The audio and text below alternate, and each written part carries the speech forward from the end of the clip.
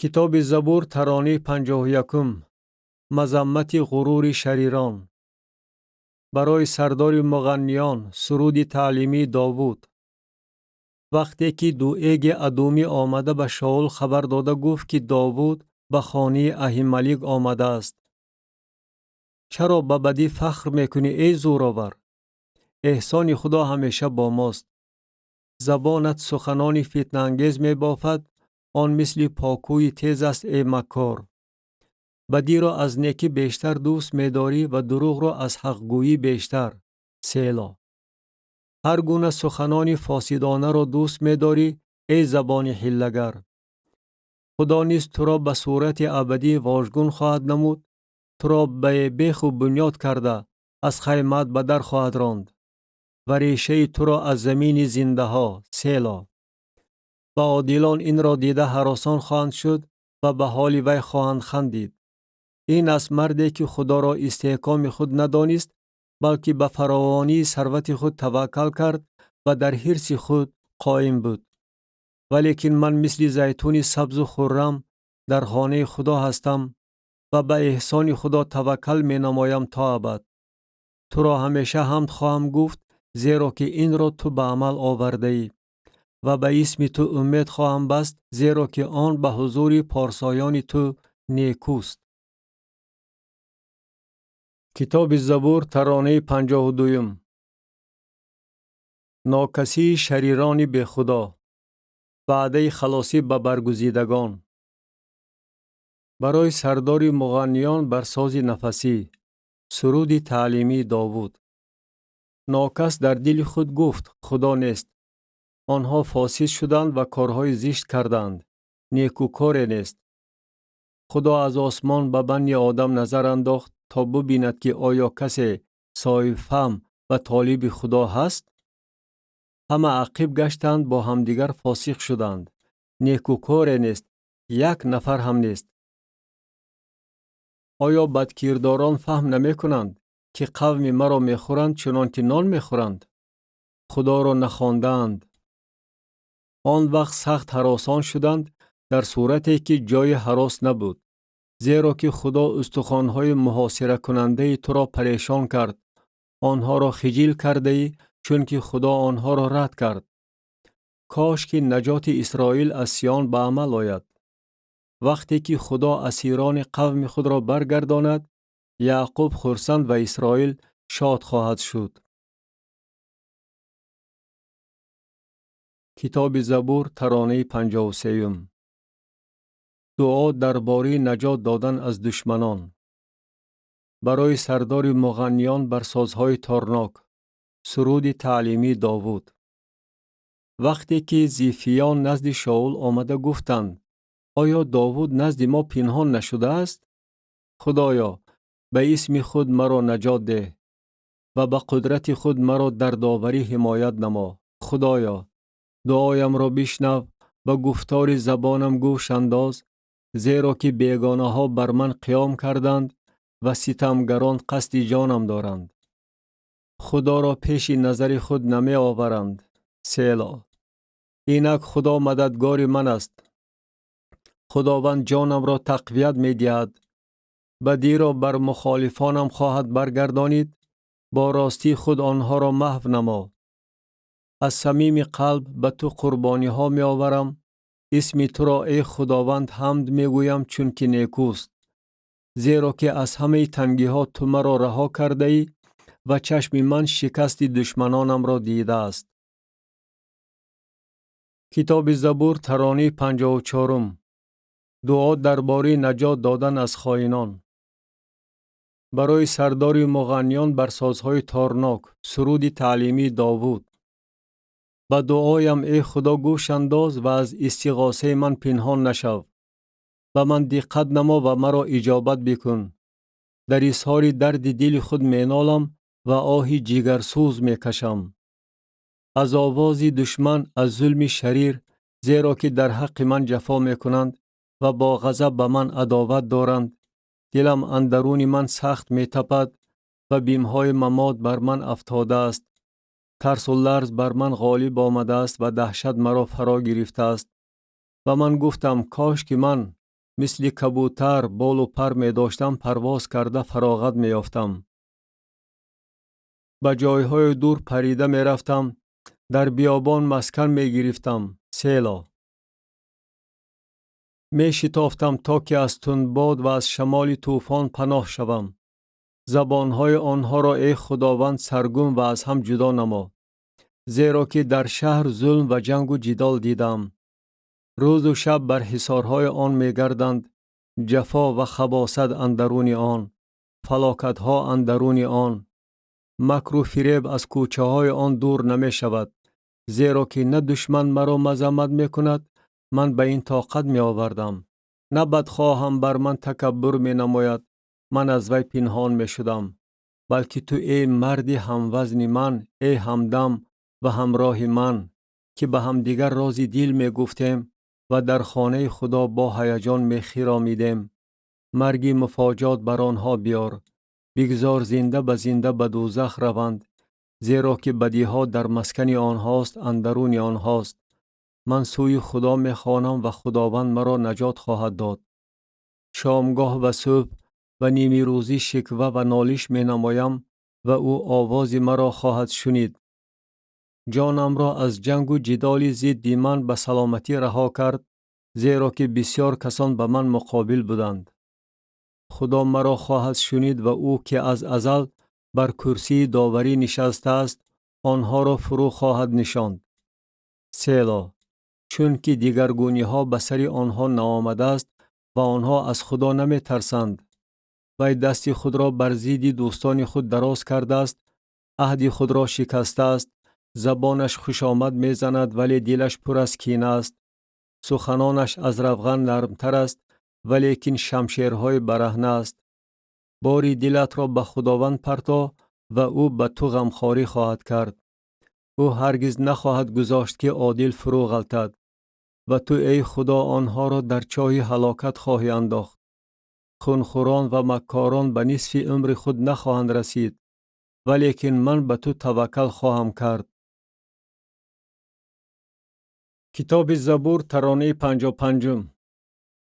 توکل کردن به خدا در وقت تعقیبات دشمنان.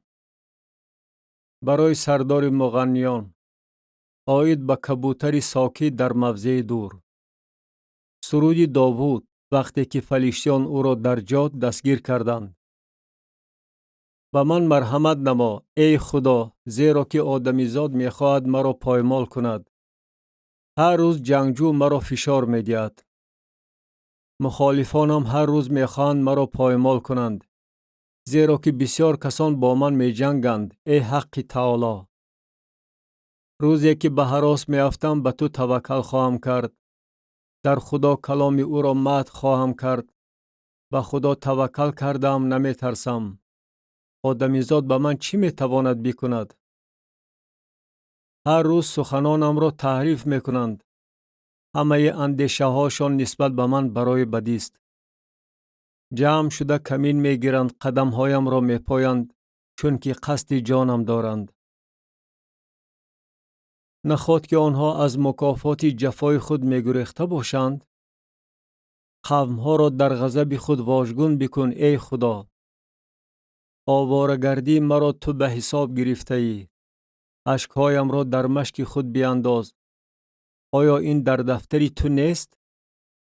آنگاه روزی که تو را بخوانم، دشمنانم عقیب خواهند گشت.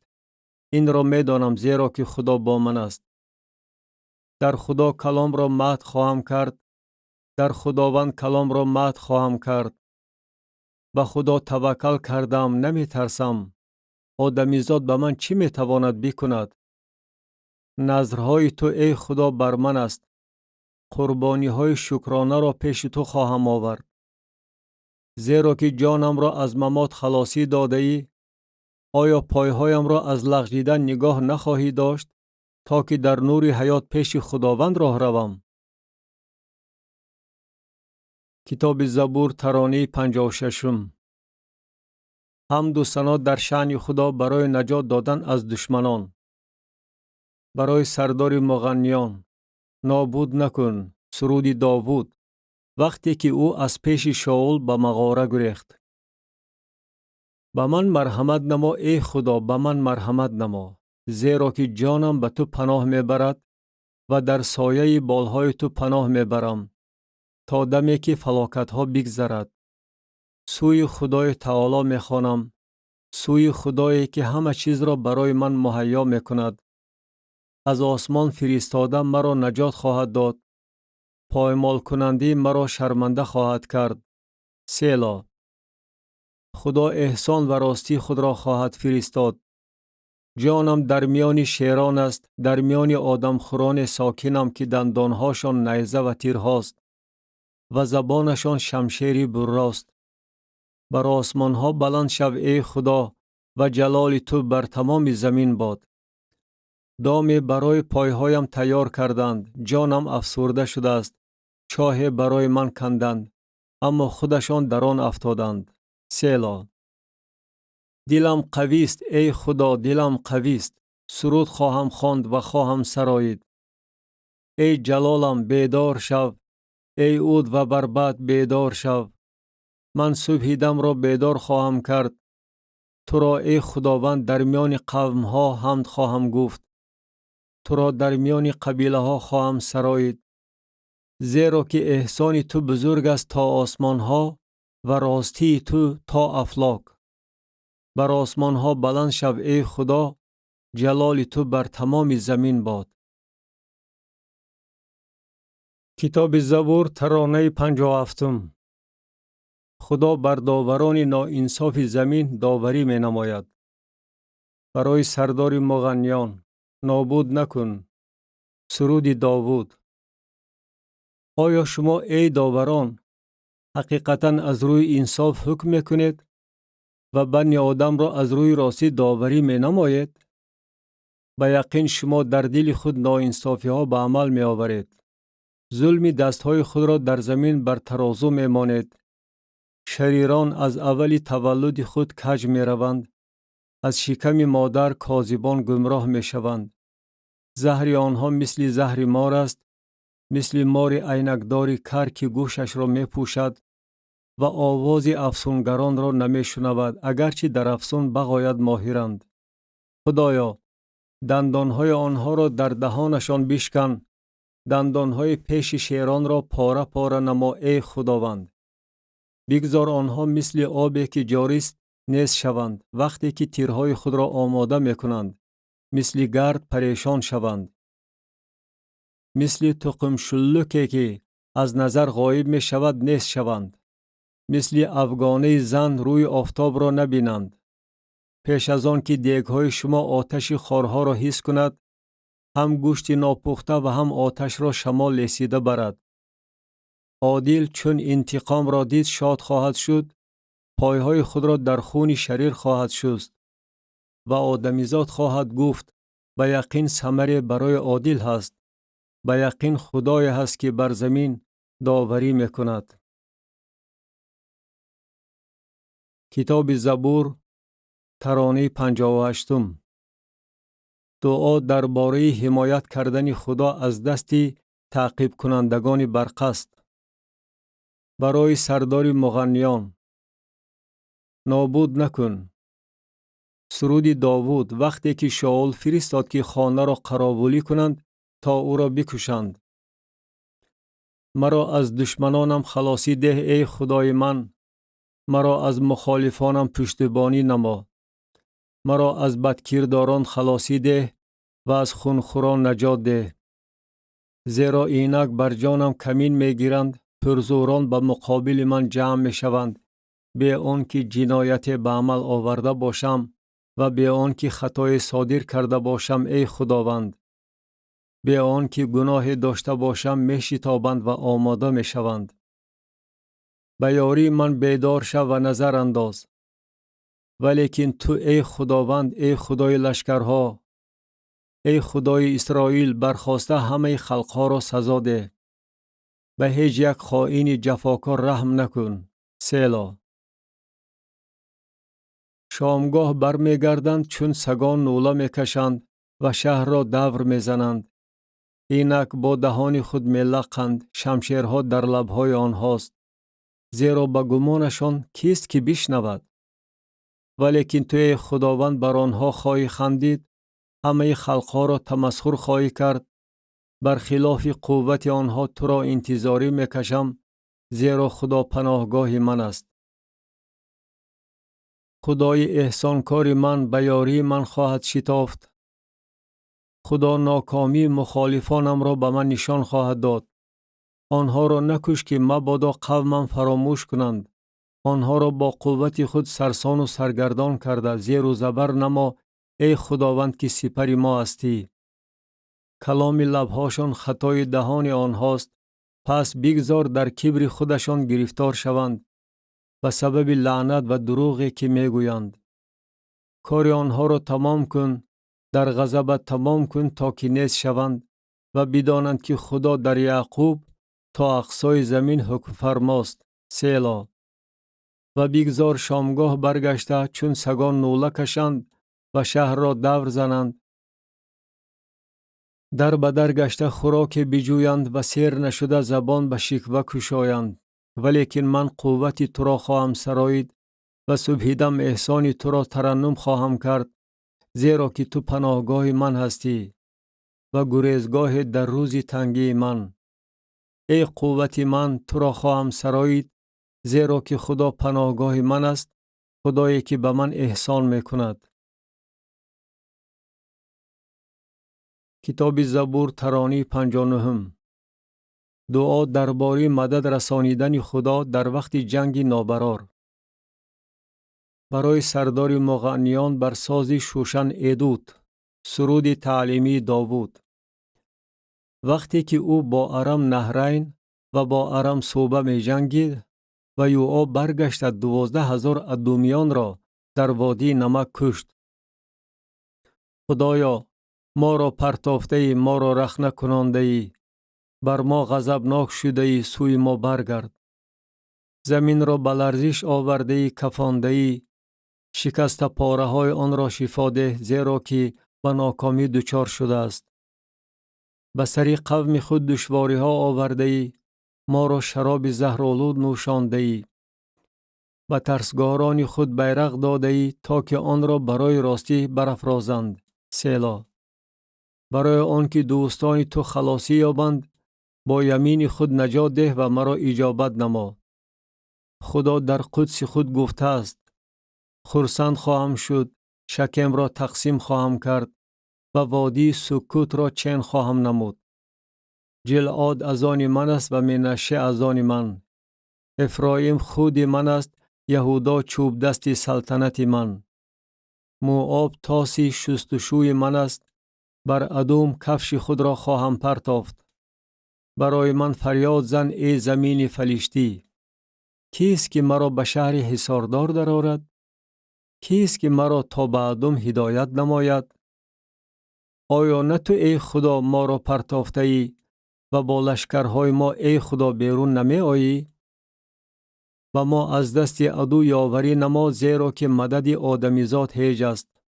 با خدا کامیاب خواهیم شد و او عدویان ما را خاک و تراب خواهد کرد. کتاب زبور ترانه 60. دعای پادشاه مظلوم. برای سردار مغنیان بر ساز تارناک. ترانه داوود. تضرع مرا ای خدا بشنو، دعایم را اجابت نما. از اقصای زمین سوی تو میخوانم در صورتی که دلم مدهوش می شود. مرا به کوهپاره که از من بلندتر است هدایت نما، زیرا که تو پناهگاه من بودی و برج قوه از دشمن. در خیمه تو تا ابد ساکن خواهم بود و در زیر سایه بالهای تو پناه خواهم یافت. سیلا. زیرا که تو ای خدا نظرهای مرا شنیده ای و میراث ترسگاران اسم خود را عطا کرده ای. روزها بر روزهای پادشاه بیفزای و سالهای او را تا ابدالدهر. او تا ابد به حضور خدا خواهد نشست. احسان و راستی را امر فرما که او را نگهبانی کنند. و من اسم تو را تا ابد خواهم سرایید، چون هر روز نظرهای خود را ادا نمایم. کتاب زبور ترانه 61. آرامی تنها در خدا می باشد. برای سردار مغنیان یدوتون، ترانه داوود. تنها در خدا جانم آرام می یابد، نجاتم از اوست. تنها اوست کوهپاره من، نجات من و پناهگاه من. سخت فرو نخواهم غلطید.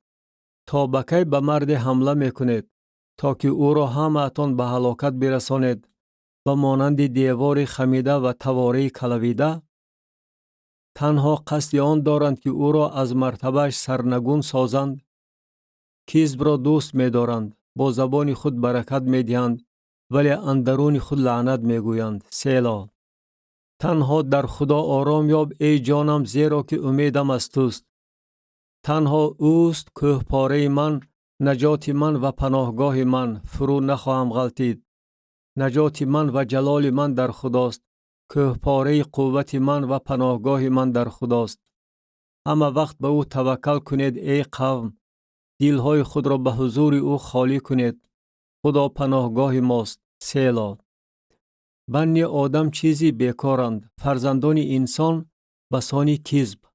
اگر به ترازو گذاشته شوند، همه‌شان یک جایه از هیچ هم کمترند.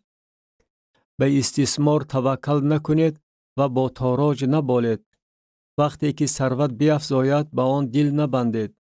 خدا یک کرد گفته است و دو کرد این را شنیدم که قوت در خداست. و احسان ای خداوند در توست، زیرا که تو به هر کس موافق اعمالش پاداش خواهی داد. کتاب زبور، ترانه 62. اشتیاق معاشرت با خدا. ترانه داوود وقتی که او در بیابان یهودا بود. خدایا، تو خدای من هستی، تو را همیشه می جویم. جانم تشنه توست و جسمم پزمان تو. در زمین خرابه و به مجالی که آب ندارد، همین طور در قدس بر تو می نگریستم وقتی که به دیدن قوت و جلال تو می آمدم. زیرا که احسان تو از حیات نیکوتر است، لبهایم تو را ستایش خواهد کرد. همین طور تو را تمام عمر خود مبارک خواهم خواند. به اسم تو کفهای خود را بالا خواهم کرد. جانم چون از خوراک روغنین و لذیذ سیر خواهد شد و دهانم با لبهای شادمان تو را مدح خواهد کرد. وقتی که تو را بر بستر خود به یاد می آورم، همه پاسهای شب درباره تو فکر و خیال می کنم، زیرا که تو مددگار من بودی و در سایه بالهای تو شادی خواهم کرد. جانم به تو چسبیده است، یمین تو مرا دستگیری می نماید. ولیکن آنهایی که طالب محو کردن جان منند، به تحت تراب خواهند رفت. آنها را از دم شمشیر خواهند گذراند. آنها طعمه شغالان خواهند شد و پادشاه در خدا شادی خواهد کرد. هر کی به او قسم یاد کند فخر خواهد کرد، زیرا که دهان دروغگویان بسته خواهد شد. کتاب زبور، ترانه 63. دعا درباره مدد رسانیدن خدا بر ضد بهتانگویان. برای سردار مغنیان، ترانه داوود. ای خدا، آوازم را بشنو وقتی که زاری میکنم. جانم را از بیم دشمن نگهبانی نما. مرا از قصد بدکیشان پنهان بکن و از هیاهوی بدکرداران که زبان خود را مثل شمشیر تیز کردند، تیرهای خود سخنان تلخ را به زه آوردند، تا که از کمینگاه خود و به عیب بیاندازند و ناگاه به وی می اندازند و نمی ترسند. به بدکاری خود قائمند، برای نهادن دامهای نهانی زبان یک می کنند. می گویند کیست که ما را ببیند؟ ناانصافی ها می اندیشند و می گویند اندیشه خوب کرده ایم و عمق باطن و دل هر یک پر از مکر است. ولیکن خدا به آنها تیر خواهد انداخت، به ناگاه ضربه ها خواهند خورد و با زبانهای خود به خودشان شکست خواهند رساند. هر که آنها را بیند با نفرت کله خواهد جنباند.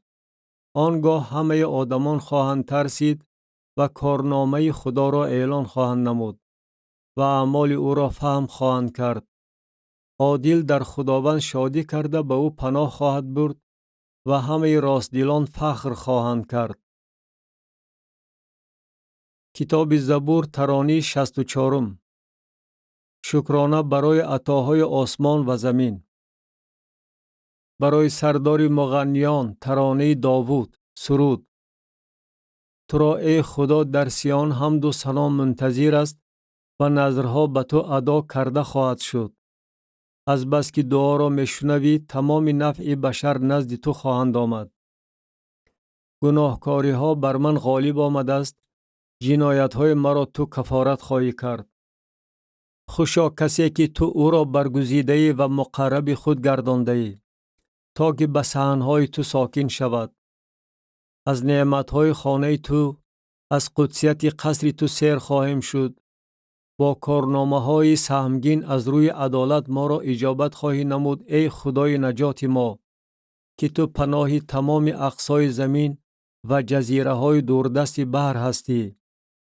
کوه ها را با قوت خود برپا کرده ای، با قدرت کمر بسته ای. تلاطم بحرها را، تلاطم موجهای آنها را و آشوب قبیله ها را ساکت میکنی. و ساکنان اقصای زمین از علامات تو هراسانند.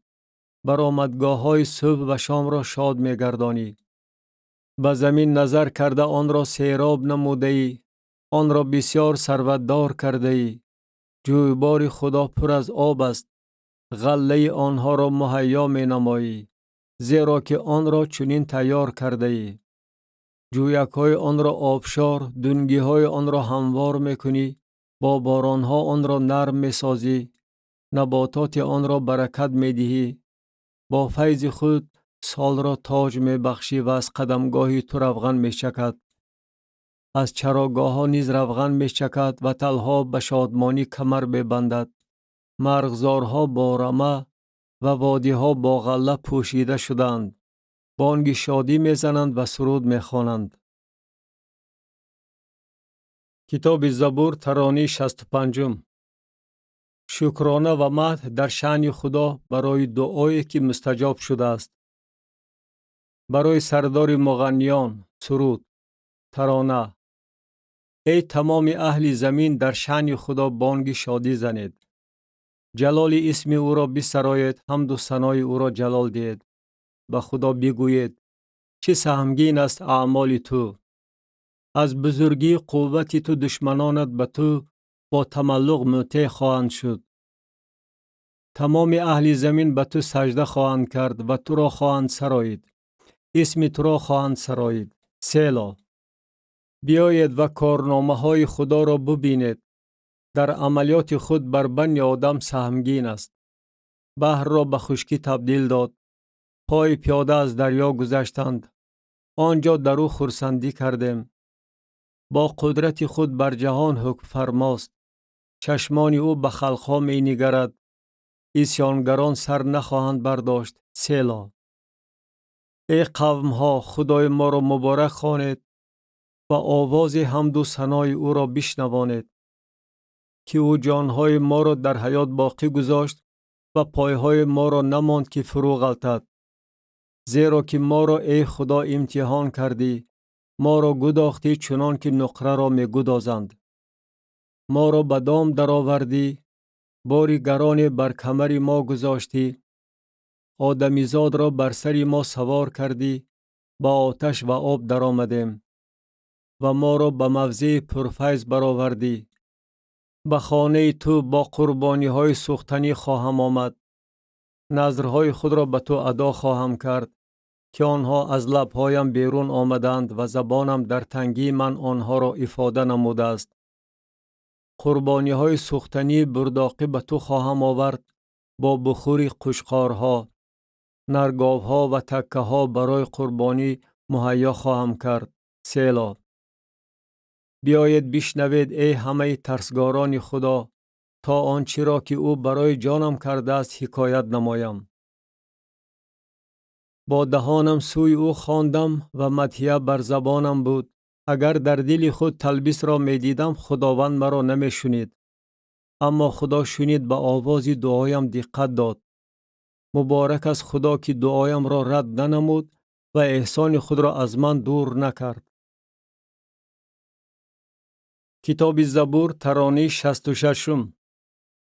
سرود درباره حمد همه خلقها در شأن خداوند. برای سردار مغنیان بر سازهای تارناک ترانه. سرود. خدا به ما شفقت خواهد کرد و ما را برکت خواهد داد. روی خود را به ما منور خواهد نمود. سیلا. تا که راه تو در زمین شناخته شود و نجات تو در همه خلقها. تو را ای خدا قومها حمد خواهند گفت. تو را همه قومها حمد خواهند گفت. قبیله ها خرسندی و ترنم خواهند کرد، زیرا که قومها را از روی عدالت داوری می نمایی و قبیله ها را در زمین هدایت می کنی. سیلا. تو را ای خدا قومها حمد خواهند گفت. تو را همه قومها حمد خواهند گفت. زمین حاصل خود را داد. خدا خدای ما را برکت خواهد داد. خدا ما را برکت خواهد داد و تمام اقصای زمین از او خواهند ترسید. کتاب زبور ترانه 67. سرود مظفرانه در شأن خداوند خدا. برای سردار مغنیان ترانه داوود. سرود. خدا خواهد برخاست، دشمنان او پراکنده خواهند شد و بدخواهان او از پیش او خواهند گریخت. مثل آن که دود پراکنده می شود تا آنها را پراکنده نما، مثل آن که موم از آتش گداخته می شود، شریران از حضور خدا نیست خواهند شد. اما عادلان شادی خواهند کرد، پیش خدا خرسند خواهند شد و از شادمانی به وجد خواهند آمد. در شأن خدا سرود خوانید، اسم او را بسرایید. برای او که بر آسمان ها سوار است راه تیار کنید. اسم او خداوند است و پیش او به وجد آیید. پدر یتیمان و داوری بیوزنان است خدا در مسکنی قدس خود. خدا آوارگان را به خانه اشان بر می گرداند، بندیان را از زولانه ها بیرون می آورد. اما عصیانگران در بیابان تفسان ساکن خواهند شد. خدایا، وقتی که تو پیش قوم خود بیرون آمدی، وقتی که تو در بیابان قدم گذار شدی، سیلا. زمین به لرزه افتاد، حتی آسمان از حضور خدا به باریدن درآمد. این سینا نیز از حضور خدا که خدای اسرائیل است. باران پرفیض باراندی ای خدا، میراث خود را که لکات بود پرزور گرداندی. قوم تو در آنجا ساکن شدند. از روی مهربانی خود ای خدا حاجت کمبغل را روا کردی. خداوند امر می فرماید، مبشر زنان انبوه عظیمند. پادشاهان لشکرکش گریزا گریز می کنند و زنی خانه‌نشین غنیمت را تقسیم می کند. اگرچه بین عاقل ها فراغت داشتید، بالهای کبوتر با نقره پوشیده شد و پرهایش با زر خالص. وقتی که قادر پادشاهان را در آن پراکنده نمود، کوه سلمون را برف زیر کرد. کوه خدایان کوه باشان است. کوه سر به فلک افراشته کوه باشان است. چرا شما ای کوههای سر به فلک کشیده با حسد می نگرید به کوهی که خدا آن را مسکن خود اختیار کرده است؟ خداوند بر آن تا ابد ساکن خواهد بود. عرابه های خدا به حد و حساب است، هزاران هزار است. خداوند در میان آنهاست، چنان که در قدسیت خود بر سینا بود. با افراز صعود نموده ای، اسیران را به اسیری برده ای. از بین آدمان بخشش ها گرفته ای و از بین عصیانگران نیز، تا که تو ای خداوند خدا بر آن افراز ساکن باشی. مبارک است خداوند که هر روز باری ما را می بردارد، خدایی که نجات ما. سیلا. خدایی که برای ما خدای نجات است و راه های خلاصی از ممات در دست خداوند خداست. و یقین خدا سری دشمنان خود را خواهد کوفت. فرق سری مویداری کسی را که با راه عیبهای خود یک ذیل روان باشد. خداوند گفت، از باشان خواهم برگرداند، از قعر بحر خواهم برگرداند، تا که پای تو در خون غوطه زند و زبان سگان تو از دشمنان بهره‌ور شود. نمایش های تو را ای خدا دیدند، نمایش های خدای مرا پادشاه مرا در قدس. پیشا پیش سرایندگان روان، از عقب آنها نوازندگان، در میانه دختران دفنواز. در جمامت ها خدا را مبارک خوانید، خداوند را از منبع اسرائیل. آنجا بنیامین جوان پیشاهنگ آنها، میران یهودا انبوه آنها، میران زبولون، میران نفتالی. خدای تو قوت را برای تو امر فرموده است. آنچه را که تو ای خدا برای ما به عمل آورده ای تقویت نما. از قصر تو که در یروشلیم است پادشاهان به تو هدیه ها خواهند آورد. در رنده نیستان را رام کن، گله گاومیشان را نیز در میان گساله های قوم ها که از برای سیخهای نقره کاسلیسی میکنند. قوم های جنگجو را پراکنده نما. عالی جهان از مصر خواهند آمد، حبش دستهای خود را سوی خدا دراز خواهد کرد. ای مملکت های دنیا، در شأن خدا سرود خوانید، خداوند را بسرایید. سلا. که او بر فلک و افلاک ازلی سوار است. اینک آواز خود را میدهد که آواز پرقوت است. بزرگی خدا را حمد گوید. جلال او بر اسرائیل است و قوت او در افلاک. تو ای خدا از قدس‌های خود سهمگین هستی. خدای اسرائیل به قوم خود قوت و قدرت می بخشد. مبارک است خدا. کتاب زبور ترانه 68. دعا درباره خلاصی دادن از اندوه عظیم. برای سردار مغنیان بر ساز شوشنیم. ترانه داوود. مرا نجات ده ای خدا، زیرا که آبها تا به جانم رسیده است. در باطلاق چقور غوطیدم و جای ایستادن نیست. به عمقهای آب در آمدم و جریان آب مرا کشیده می برد. از فیغان لکات گردیدم، گلویم خشکیده است. چشمانم از انتظاری به خدای من خسته شده است. آنهایی که بی سبب از من نفرت دارند از مویهای سرم زیاد شدند. آنهایی که ناحق به من عداوت دارند و مرا نیست کردن می خواهند پرزور شدند. آنچه نگرفتم باید برگردانم. خدایا تو بی عقلی مرا می دانی و عیبهای من از تو پوشیده نیست. امیدوارانی تو ای خداوند خدای لشکرها از باعث من خجل نخواهند شد. طالبان تو ای خدای اسرائیل از باعث من شرمنده نخواهند شد. زیرا که به خاطر تو باری ننگ را برداشتم و پرده رسوایی روی مرا پوشیده است. برای برادران خود غیر حساب شدم و برای پسران مادر خود بیگانه. زیرا که رشک خانه تو مرا خورده است و بدگویی های بدگویان تو بر من افتاده است. و روزه داشته با گریه دل خود را خالی کردم و این سبب ملامت ها در حق من گردیده است. و پلاس را لباس خود کردم و برای آنها ضرب المثل شدم. درباره من دروازه نشینان گپ و کلاچه می کنند و مینوشان اشوله می خوانند. ولیکن من دعایم را پیش تو ای خداوند در وقت اجابت می گویم. خدایا در بزرگی احسان خود و راستی نجات خود مرا اجابت نما. مرا از باطلا خلاص کن تا که غوطیده نروم. از بدخواهانم و از عمق آبها رها شوم. جریان آب مرا نبرد و چقوری مرا به کام خود نکشد و چاه دهان خود را بر من نپوشد. مرا اجابت نما ای خداوند، زیرا که احسان تو نیکوست. از روی فراوانی مرحمت‌های خود بر من توجه نما و روی خود را از بنده خود پنهان ندار، زیرا که به تنگ آمدم. مرا به زودی اجابت نما. به جانم نزدیک شده آن را خلاص کن، بر خلاف دشمنانم مرا رهایی ده. تو ننگ مرا، خجالت مرا و رسوایی مرا میدانی. همه خصمهایم پیش نظری تو اند. ملامت دلم را شکسته است و من خیلی رنجور شدم. به دلسوز انتظاری داشتم اما نبود، به تسلی دهندگان نیز لیکن نیافتم. و برای خوردنم زهره دادند و در تشنگیم مرا سیرکا نوشاندند. بگذار سفره آنها پیش رویشان بدامه و ضیافت آسایشته آنها به قبقان مبدل گردد.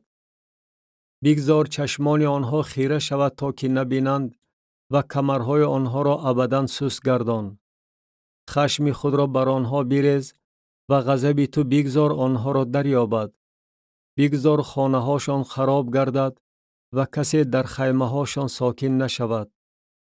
زیرا کسی را که تو زده‌ای تعقیب می کنند و دردهای شهیدانت را نقل می نمایند.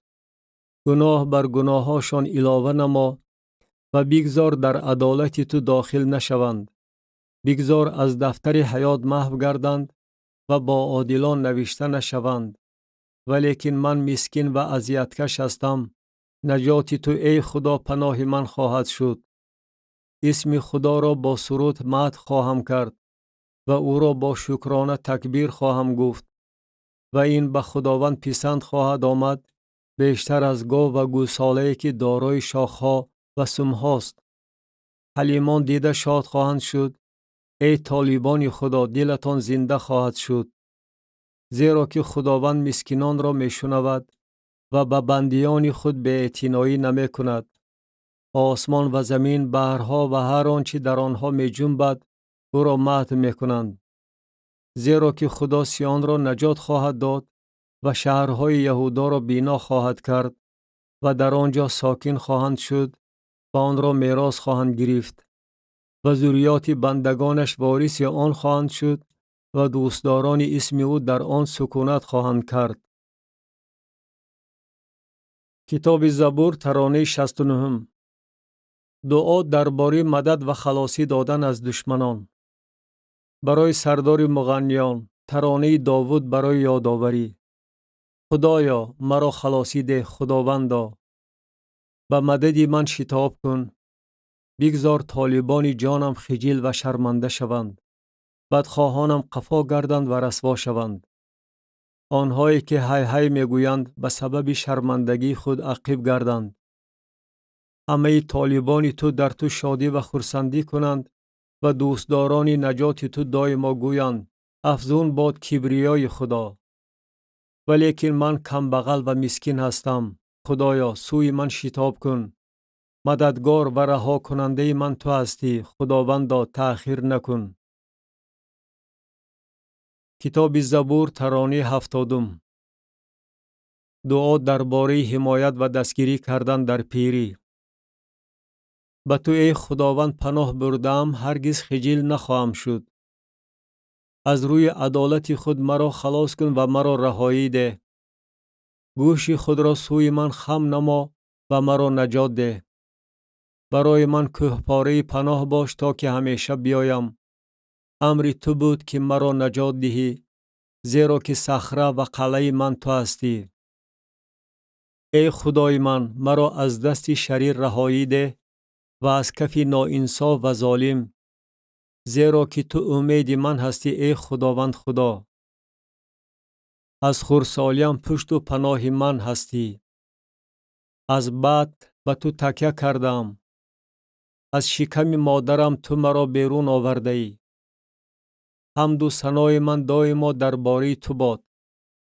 برای بسیار کسان نمونه عبرت بودم، چون که تو پناهگاه پرزور من بودی. دهانم از حمد و ثنای تو پر است و هر روز از وصف جلال تو. مرا در زمان پیری پرتاب نکن، وقتی که قوتم کم شود مرا ترک نکن. زیرا که دشمنانم درباره من سخن میرانند و کمینوران جانم با همدیگر مصلحت میکنند، یعنی میگویند خدا او را ترک کرده است. او را تعقیب نماید و دستگیر کنید، زیرا که خلاص کننده نیست. خدایا از من دور نباش. ای خدای من به مدد من شتاب کن. بگذار عدویان جانم خجل گردند و نیست شوند و بدخواهانم پیراهن ننگ و رسوایی در بر کنند. ولیکن من دائما امیدوار خواهم بود و بر همه حمد و ثنای تو باز علاوه خواهم نمود.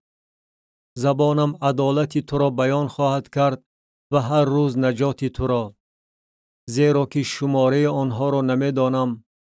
با توصیف قدرت خداوند خدا خواهم آمد. عدالت تو را که در تو هست و بس ذکر خواهم کرد.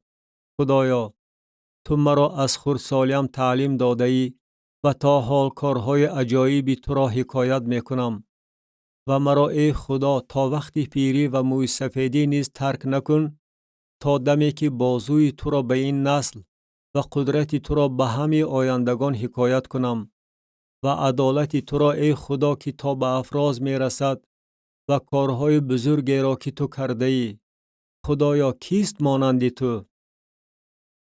تو بر سری من بسیار تنگی ها و سختی ها آورده ای، لیکن باز مرا زنده خواهی کرد و از ورطه های زمین باز مرا بیرون خواهی آورد. بزرگی مرا افزون خواهی کرد و باز مرا تسلی خواهی داد.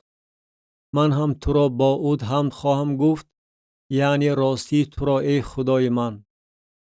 تو را ای قدوس اسرائیل با بربط خواهم سرایید، چون تو را بسرایم لبهایم شاد خواهد شد، جانم نیست که تو آن را رهایی داده ای. زبانم نیز هر روز عدالت تو را حکایت خواهد کرد، زیرا که بدخواهانم خجل و رسوا شدند. کتاب زبور ترانه 71. سرود پیغمبرانه درباره ثروت‌های سلطنت آسایشته. ترانه سلیمان. خدایا، انصاف خود را به پادشاه ده و عدالت خود را به پسر پادشاه. قوم تو را از روی عدالت دادگری خواهد کرد و مسکینان تو را از روی انصاف. کوهها به قوم صلح و آسایشتگی خواهند آورد و تلها از روی عدالت. مسکینان قوم را داوری خواهد کرد، فرزندان کمبغل را نجات خواهد داد و به استثمارگر شکست خواهد رساند. از تو خواهند ترسید تا دمی که آفتاب نورافشان است و تا دمی که ماه تابان است تا ابدالدهر. مثل باران بر علفزاری درفشده خواهد فرامد، مثل قطره هایی که زمین را سیراب می کنند. در ایام او عادل نمو خواهد کرد و صلح و آسایشتگی فراوان خواهد بود، تا دمی که ماه فنا نشود و قلمرو او از بر تا بر خواهد بود و از دریا تا اقصای زمین. پیش او بیابان نشینان زانو خواهند زد و دشمنان او خاک را خواهند لیسید. پادشاهان ترشیش و جزیره ها هدیه خواهند آورد. پادشاهان شبا و سبا انعام ها پیشکش خواهند کرد و همه پادشاهان به او سجده خواهند کرد. همه خلقها به او خدمت خواهند کرد، زیرا مسکینی را که استغاثه می برد و مظلومی را که مددگار ندارد خلاص خواهد کرد و بینوا و مسکین شفقت خواهد کرد و جانهای مسکینان را نجات خواهد داد. از مکر و ظلم جانهای آنها را رها خواهد کرد و خون آنها در نظر او گرانبها خواهد بود و او زنده خواهد بود و از طلای شبا به او خواهند داد و دائما برای او دعا خواهند گفت. هر روز او را مبارک خواهند خواند. غله در زمین تا به قله کوهها فراوان خواهد شد. حاصل آن مثل لبنان شوبز خواهد زد و مردم شهر مثل علف زمین افزایش خواهند یافت. نام او تا ابد خواهد ماند، تا دمی که آفتاب نورافشان است. نام او ذکر خواهد یافت و در او برکت خواهند خواست. همه خلقها او را مدح خواهند کرد. مبارک از خداوند خدا، خدای اسرائیل، که تنها خودش کارهای عجایب می کند و اسم جلال او تا ابد مبارک است و تمام زمین از جلال او پر خواهد بود. آمین و آمین. دعاهای داوود ابن یسای به آخر رسید. کتاب زبور ترانه 72. آسودگی شریران آزمایش برای پارسایان می باشد، لیکن خداوند آنها را تقویت می دهد. ترانه آساف. به یقین خدا برای اسرائیل برای صافدلان نیکوست. ولیکن من کم مانده بود که پایهایم بلغزد، کم مانده بود که قدمهایم سست شود. زیرا که از لافکیان حسد بردم، وقتی که آسودگی شریران را دیدم. زیرا که تا مردنشان عذاب نمی کشند و جسمشان صحت است. زحمت انسانی را از سر نمی گذرانند و مثل آدمان آسیب نمی بینند. بنابراین شده غرور گردنشان را آرا داده است. لباس ظلم جسمشان را پوشیده است. چشمانشان روغن بسته از کاسه خانه‌اش برآمده است. اندیشه های دلشان آشکار می شود. تمسخر می کنند و با عداوت گپ می زنند. با هوا بلندی سخنان ستمکارانه می گویند. دهانشان را به آسمان نگرانیدند و زبانشان بر زمین می گردد. بنابراین قوم او به همان طرف رو می آورد و آب فراوان به وی نوشانیده می شود و می گویند خدا چگونه بداند و آیا حق تعالی دارای دانش است؟ اینک این شریران و بی‌پروایان جهان ثروت افزون می کنند. پس بیهوده من دلم را صاف کردم و کفهایم را به پاکی شستم، در صورتی که هر روز آسیب می بینم و هر صبح پند می گیرم. اگر می گفتم که مثل آنها سخن خواهم راند، در حق نسل فرزندان تو خیانت می کردم و فکر و خیال کردم تا که این را بفهمم. این در نظرم زحمت بود. تا دمی که به قدس‌های خدا در آمدم، آنگاه به فرجام آنها سرفهم رفتم. به یقین تو آنها را در جایهای لغزانه گذاشته ای، عاقبت آنها را در خرابی ها خواهی انداخت. چگونه در یک میژه زدن آنها خانه ویران گردیدند و به هلاکت رسیده از دهشت ها فنا شدند. مثل خواب پس از بیدار شوی تو ای خداوند، آنها را بیدار کرده شفقتشان را برهم خواهی داد. زیرا که دلم به جوش آمده بود و باطنم مجروح شده بود و من جاهل بودم و سرفهم نمی رفتم. مثل چارپای نزد تو بودم، ولیکن من دائما با تو هستم. تو یمین مرا دستگیری نموده ای. با مشورت خود مرا هدایت می کنی و پس از آن مرا به جلال خواهی رساند. کیست برای من در آسمان و با تو در زمین خواهان چیزی نیستم. اگرچه جسمم و دلم ادا می شود، خدا کوهپاره دل من است و نصیبه من است تا ابد. زیرا اینک آنهایی که از تو دور هستند نیست خواهند شد. هر کی را که از تو دست می کشد دفع خواهی کرد. ولیکن برای من به خدا نزدیک شدنم نیکوست. به خداوند خدا من پناه بردم تا که تمام اعمال تو را روایت نمایم. کتاب زبور ترانه 73. دعا درباره حمایت کردن از دست شریران خراب کننده. سرود تعلیمی آصاف. چرا ای خدا ما را به صورت ابدی پرتافته ای و غضب تو بر گوسفندان چراگاهت علنگه گرفته است؟ جماعه خود را که از قدیم خریده ای و رها کرده ای تا که سبط میراث تو گردد به یاد آر. کوه سیان را نیز که بر آن ساکن شده ای، پایهای خود را سوی خرابه های ابدی بردار. هر چی را که در قدس بود دشمن نیست و نابود کرده است. خصمهایت در داخل معبد تو نعره میزنند. لواهای خود را همچون علامات گذاشتند. مانند کسانی بودند که تبرها را بر شاخه های به هم پیچیده درختان بلند می کنند و حالا همه کندکاری های آن را با تبر و تیشه ها شکستند. قدس تو را آتش زدند، مسکن اسم تو را تا به زمین حرام کردند. در دل خود گفتند آنها را از یک سر نیست می کنیم و همه کنشت های خدا را در زمین سوزاندند. علامات خود را نمی بینیم. دیگر نبی نیست و در میان ما کسی نیست که بداند تا بکی چنین خواهد بود. تا بکی ای خدا عدو مذمت خواهد کرد و دشمن اسم تو را دایم تحقیر خواهد کرد. چرا دست خود را و یمین خود را قفا گردانده ای؟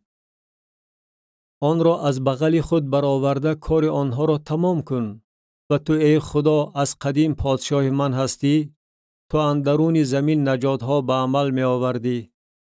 تو با قوت خود بحر را پاره کرده ای، سرهای تیمساها را در آب شکسته ای. تو سرهای اژدر را کوفته ای، آن را برای خوراک بیابان نشینان داده ای. تو چشمه و سیلاب کشاده ای، تو دریاهای سیراب را خشکانیده ای. روز از آن توست، شب نیز از آن توست. تو نیر و آفتاب را برقرار کرده ای. تو تمام حدود زمین را مقرر نموده ای.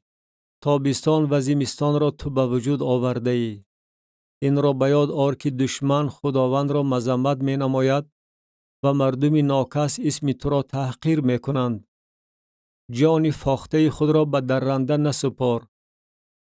حیات مسکینان خود را به صورت ابدی فراموش نکن.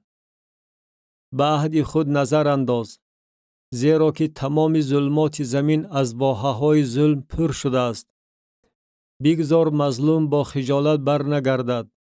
مسکین و کمبغل اسم تو را مدح کنند. برخیز ای خدا، داد خود را بگیر. به یاد آر که ناکس هر روز تو را مذمت می کند. آواز خصم‌های خود را فراموش نکن و غوغای مخالفان خود را که دایم بلند می شود. کتاب زبور ترانه 74. دعای شکرانه در شأن خداوند برای سرافراز گردانیدن عادلان. برای سردار مغنیان نابود نکن. ترانه آصاف. سرود. تو را حمد می گویم ای خدا، حمد می گویم، زیرا که اسم تو نزدیک است. کارهای عجایب تو را روایت می کنند وقتی که مهلت مقرر نمایم. من از روی راستی داوری خواهم کرد. زمین و همه ساکنانش به لرزه آمدند. من ارکان آن را برپا کردم. سیلا. به لافکیان گفتم لاف نزنید و به شریران شاخ نبردارید. شاخ خود را برافراز نبردارید.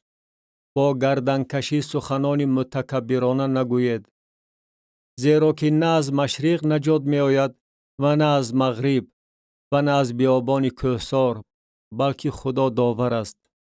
یکی را سرنگون می کند، دیگری را سرافراز می گرداند. زیرا که کاسه در دست خداوند است، شراب پر از دارووار در آن جوش می زند و او از آن می ریزد و درد آن را همه شریران زمین افشورده می نوشند. ولیکن من تا ابد روایت خواهم کرد. خدای یعقوب را خواهم سرایید و همه شاخهای شریران را خواهم شکست. شاخهای عادل برافراشته خواهد شد.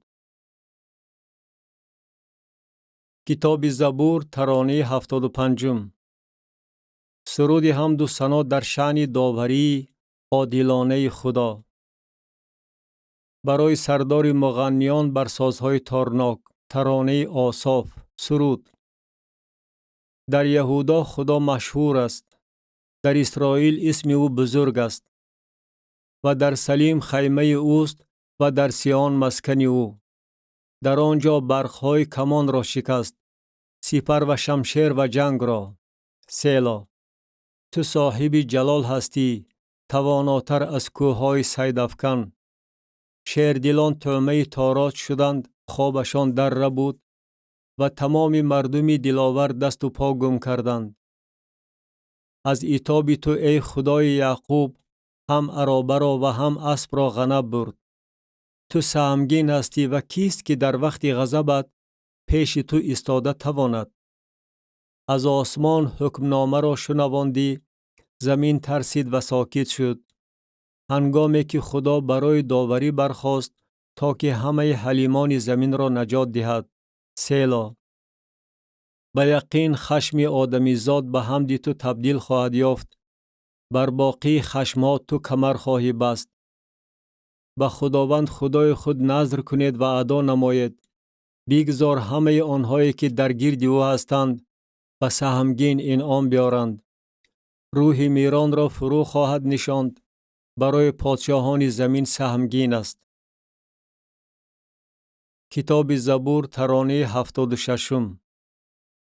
خداوند قوم خود را در ایام اندوه ترک نمی کند. برای سردار مغنیان. یدوتون. ترانه آصاف. آوازم سوی خداست و فریاد می کشم. آوازم سوی خداست و به من گوش خواهد انداخت. در روز تنگی خود خداوند را طلبیدم. دستم شبانه دراز کرده شد به آن که فراورده شود. از این هم جانم تسلی نیافت. خدا را یاد می کنم و آهی جگرسوز می کشم.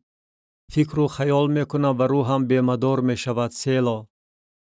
چشمانم را بیدار می داری، مضطرب شدم و نمی توانم سخن گویم. درباره ایام قدیم اندیشه می کنم. درباره سالهای سلفود. سرودهای شبانه خود را به یاد می آورم. با دل خود فکر و خیال می کنم و روحم جویاست. مگر خداوند به صورت ابدی ترک کرده است و دیگر توجه نخواهد نمود؟ مگر احسان او به صورت ابدی خاتمه یافته است و قبل او تا ابدالدهر باطل شده است؟ مگر خدا آمرزش را فراموش کرده است؟ مگر مرحمت‌های خود را در وقت خشم بس کرده است؟ سیلا. و گفتم این مصیبت من است که یمین حق تعالی تغییر یافته است. عملیات خداوند را ذکر خواهم کرد، زیرا کارهای عجایبی تو را که از قدیم است در خاطر دارم. و در تمام اعمال تو دقت خواهم نمود و درباره کارنامه‌های تو فکر و خیال خواهم کرد. خدایا، طریق تو در قدسیت است. کیست خدای بزرگ مثل خدا؟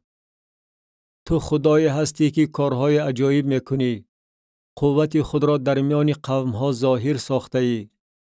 قوم خود را با بازو رها کرده ای. بنی یعقوب و بنی یوسف را. سیلا. تو را ای خدا آبها دید، تو را آبها دیده.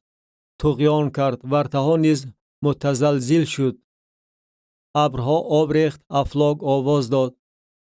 تیرهای تو نیز به پرواز شد. آواز رعد تو در چرخ فلک شنیده شد. برقها جهان را روشن کرد. زمین بلرزید و برهشه آمد. طریق تو در بحر است و راه تو در آبهای عظیم. و ایزهای تو نامعلوم. قوم خود را مثل گوسفندان با دست موسی و هارون بردی. کتاب زبور ترانه 77. صداقتمندی خدا در اداره کردن قوم بی اطاعت. سرود تعلیمی آصاف. ای قوم من، تعلیم مرا بشنوید. گوش خود را سوی سخنان دهانم خم کنید. دهانم را به مثل می کشایم. معماهای زمان قدیم را بیان می نمایم. آنچه شنیده ایم و دانسته ایم و پدران ما به ما حکایت کردند. از فرزندان آنها پنهان نخواهیم داشت. حمد و ثنای خداوند را و قوت او را و کارهای عجایبی را که او کرده است و نسل آینده حکایت خواهیم کرد.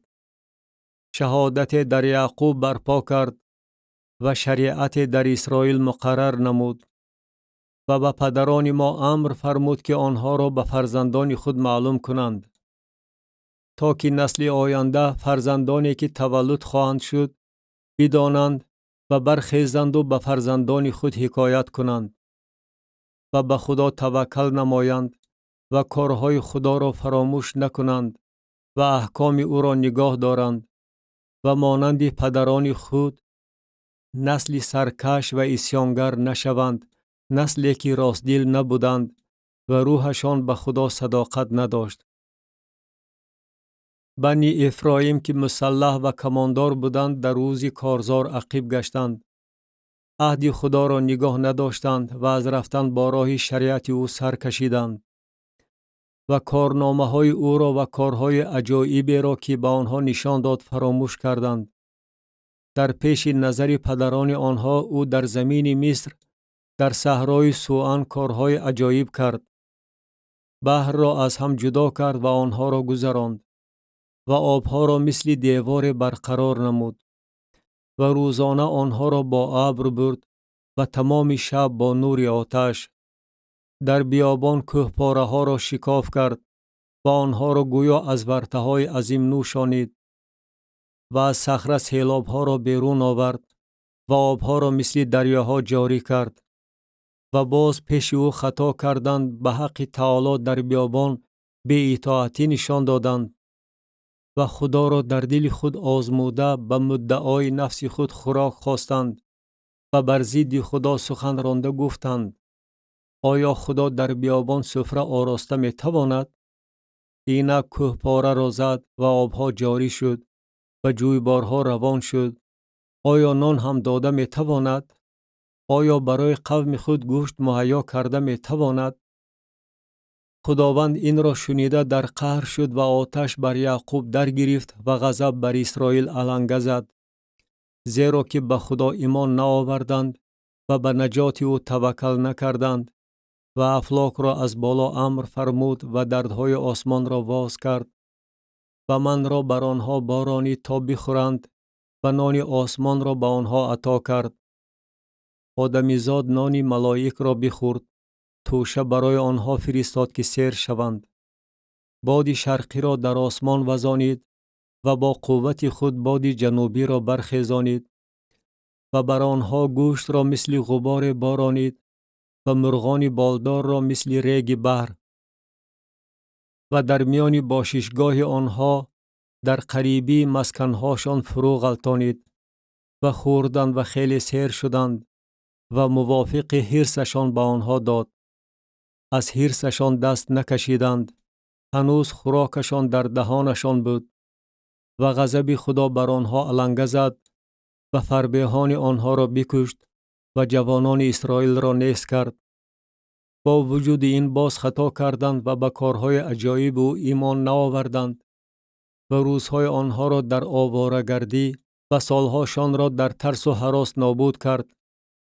وقتی که آنها را می‌کشت طلبگار او می‌شدند و رجوع نموده خدا را می‌جستند و به یاد می‌آوردند که خدا کوهپاره آنهاست و خدای تعالی رها کننده آنهاست و با دهان خود پیش او تملق می‌کردند و با زبان خود به او دروغ می‌گفتند، اما دلشان با او راست نبود و به عهد او صداقت نداشتند.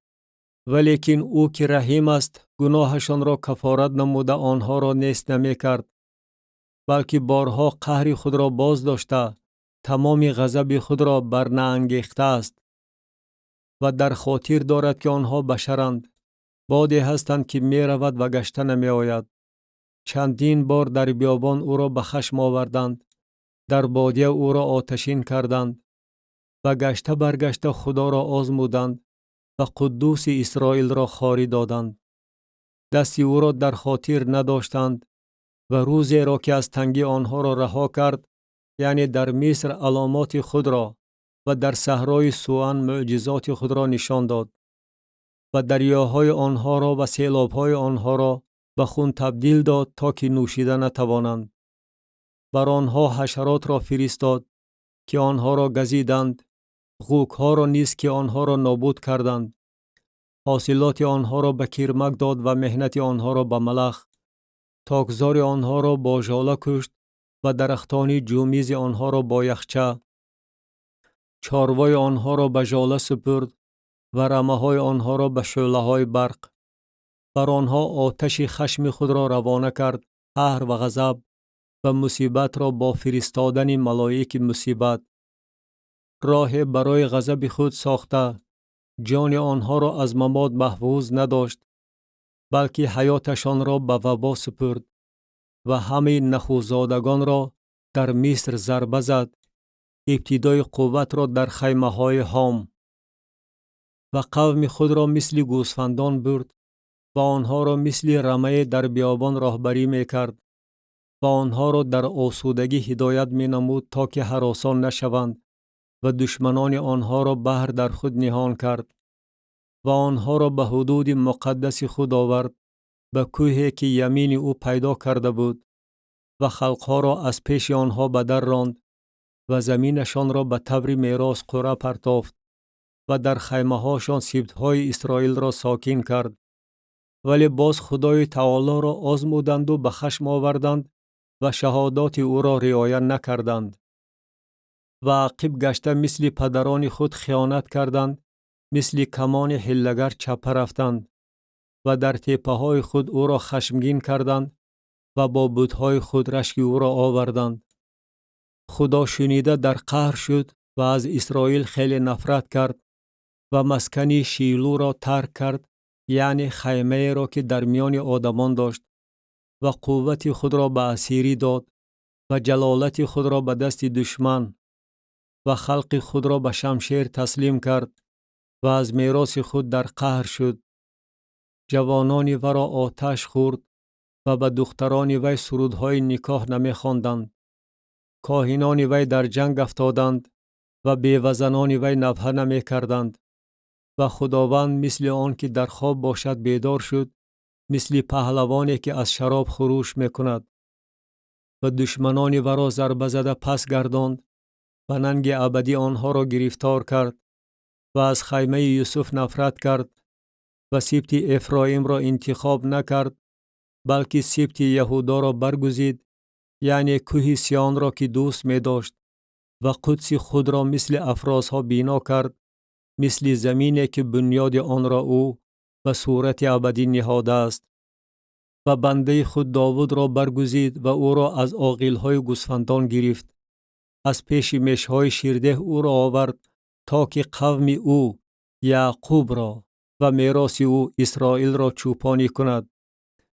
و او آنها را با دل صاف خود چوپانی کرد و با مهارت کفهای خود هدایت نمود.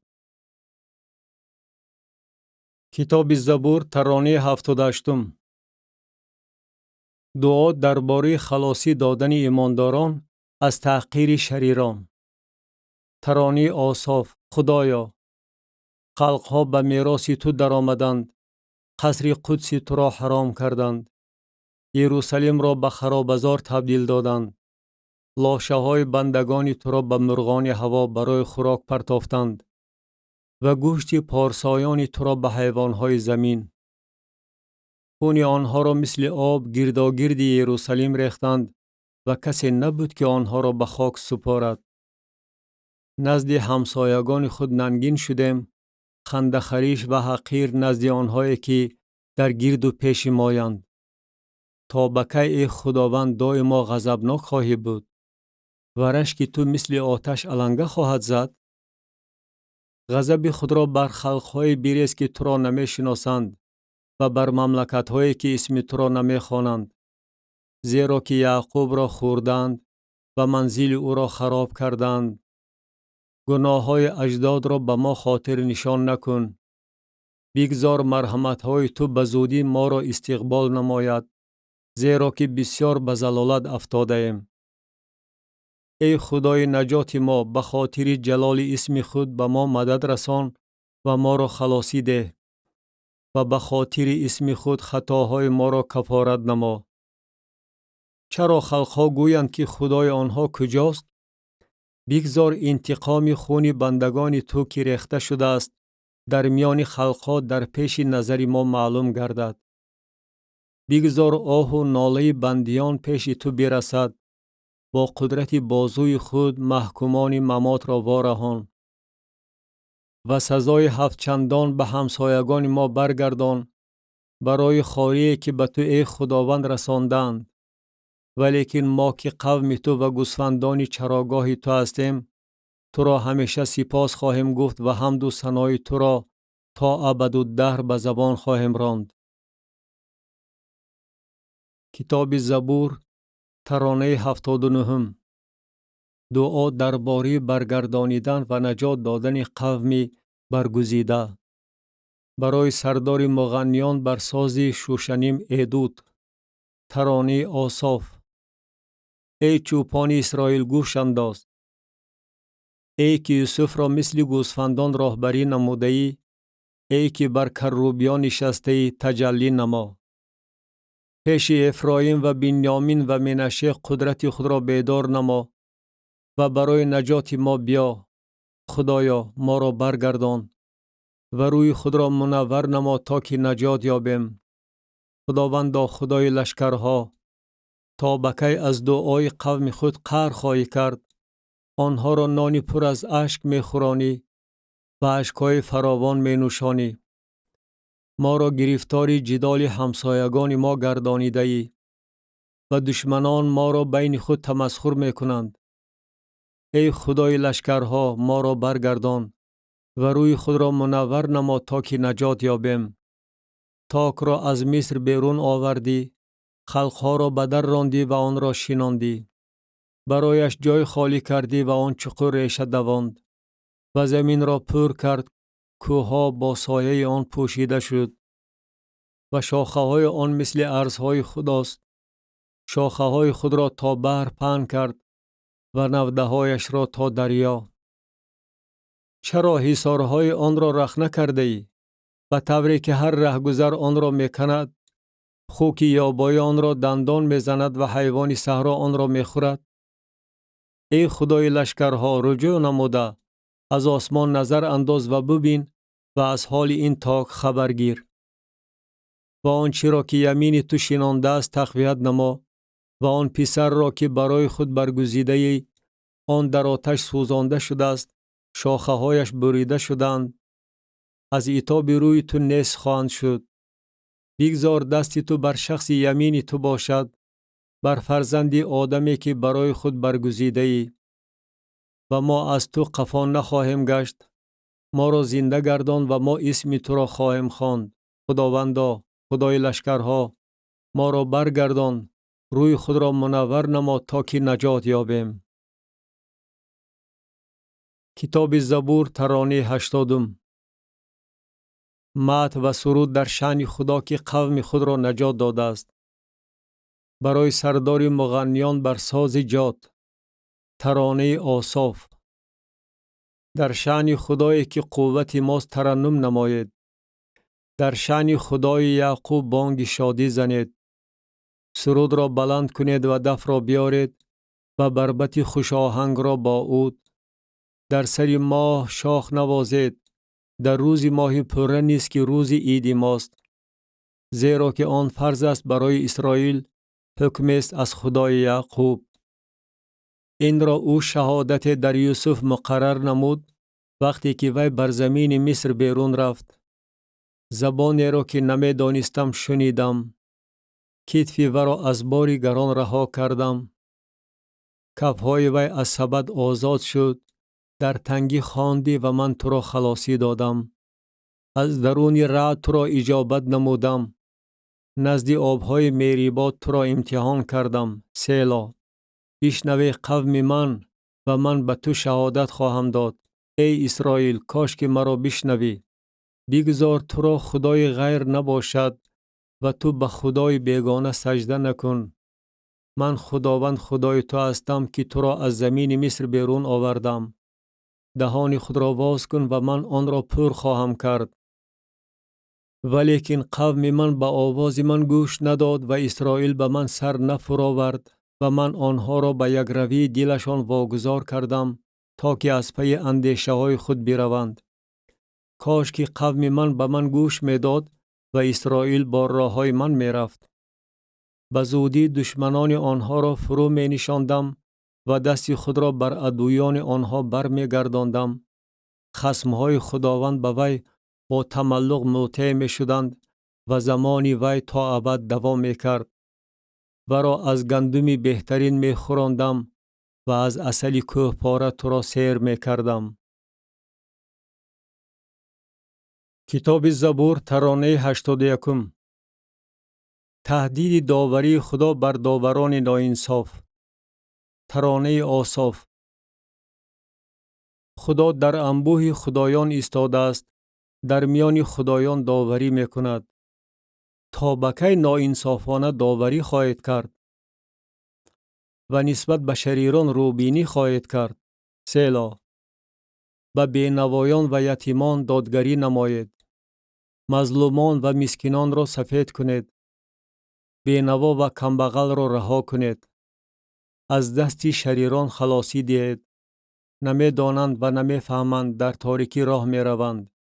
همه اساس های زمین به لرزه آمده است. من گفتم شما خدایان هستید و همه‌تان پسران حق تعالی. اما همچون آدمیزاد خواهید مرد و چون یکی از میران فرو خواهید غلطید. برخیز ای خدا، زمین را داوری نما، زیرا که تو مالک همه خلقها هستی. کتاب زبور ترانه 82. دعا درباره پاداش خدا به دشمنان قومی برگزیده. سرود. ترانه آساف. خدایا تو ساکت نباش، خاموش نباش و آسوده نباش ای خدا. زیرا اینک دشمنان تو خروش می برآورند و خصمهای تو سر می بردارند. بر ضد قوم تو دسیسه می اندیشند و بر ضد پناه کردگان تو مشورت می نمایند. گفتند می رویم و آنها را نیست می کنیم تا که خلقی نباشند و نام اسرائیل دیگر ذکر نیابد. یک دیلانه مصلحت را پزاندند، بر ضد تو اتفاق بستند.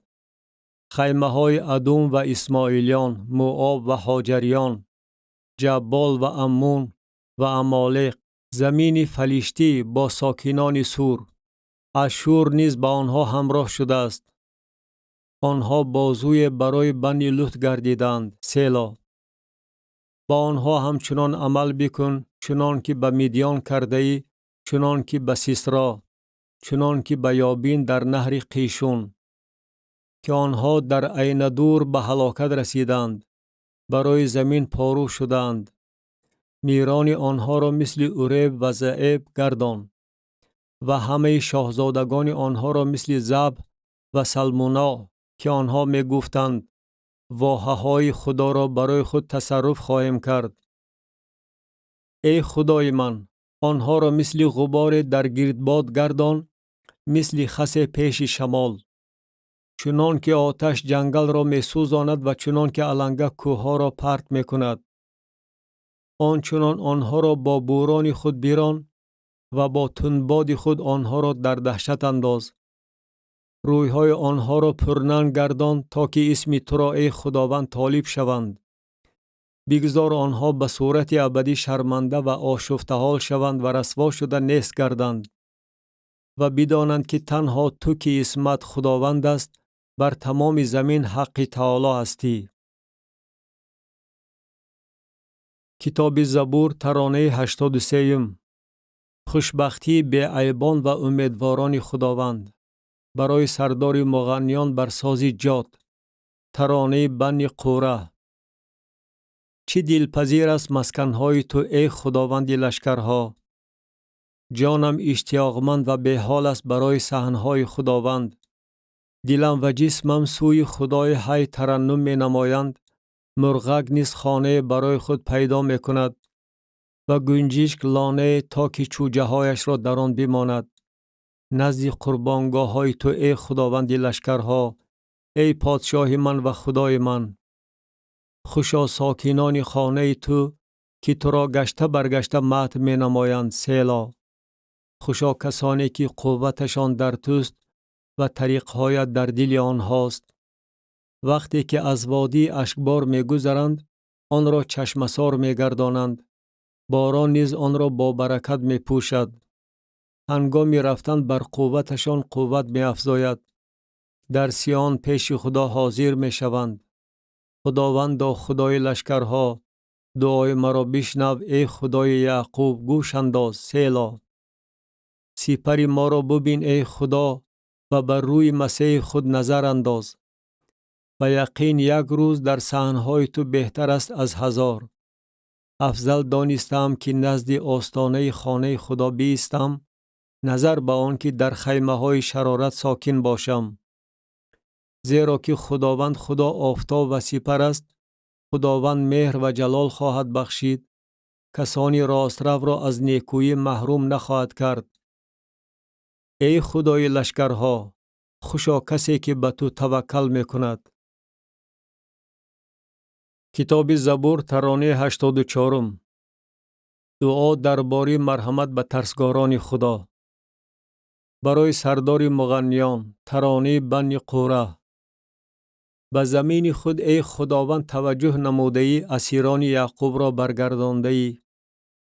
گناه قوم خود را آمرزیده ای، همه خطاهای آنها را پوشیده ای. تمام قهر خود را دور کرده ای، از شدت غضب خود برگشته ای. ما را برگردان ای خدای نجات ما و خشم خود را از ما باطل نما. نخواد که به صورت ابدی با ما خشمگین خواهی بود. و غضب خود را تا ابدالدهر دوام خواهی داد. نخواد که تو از نو ما را زنده نخواهی گرداند تا که قوم تو در تو شاد باشند. احسان خود را ای خداوند بر ما ظاهر نما و نجات خود را به ما عطا فرما. خواهم شنید که خداوند خدا چی میگوید.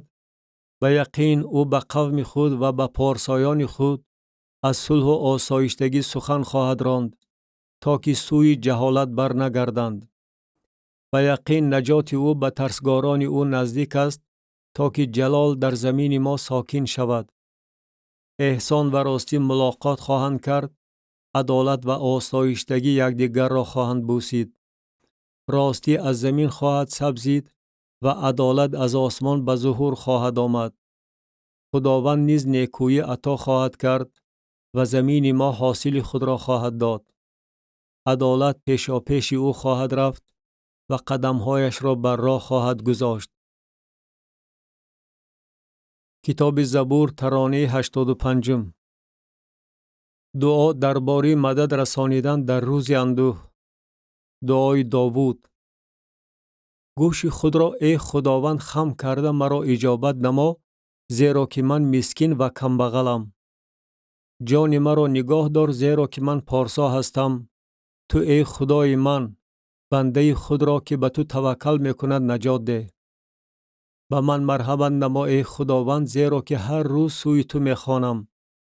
جان بنده خود را شاد گردان، زیرا که سوی تو ای خداوند جانم را می نگرانم.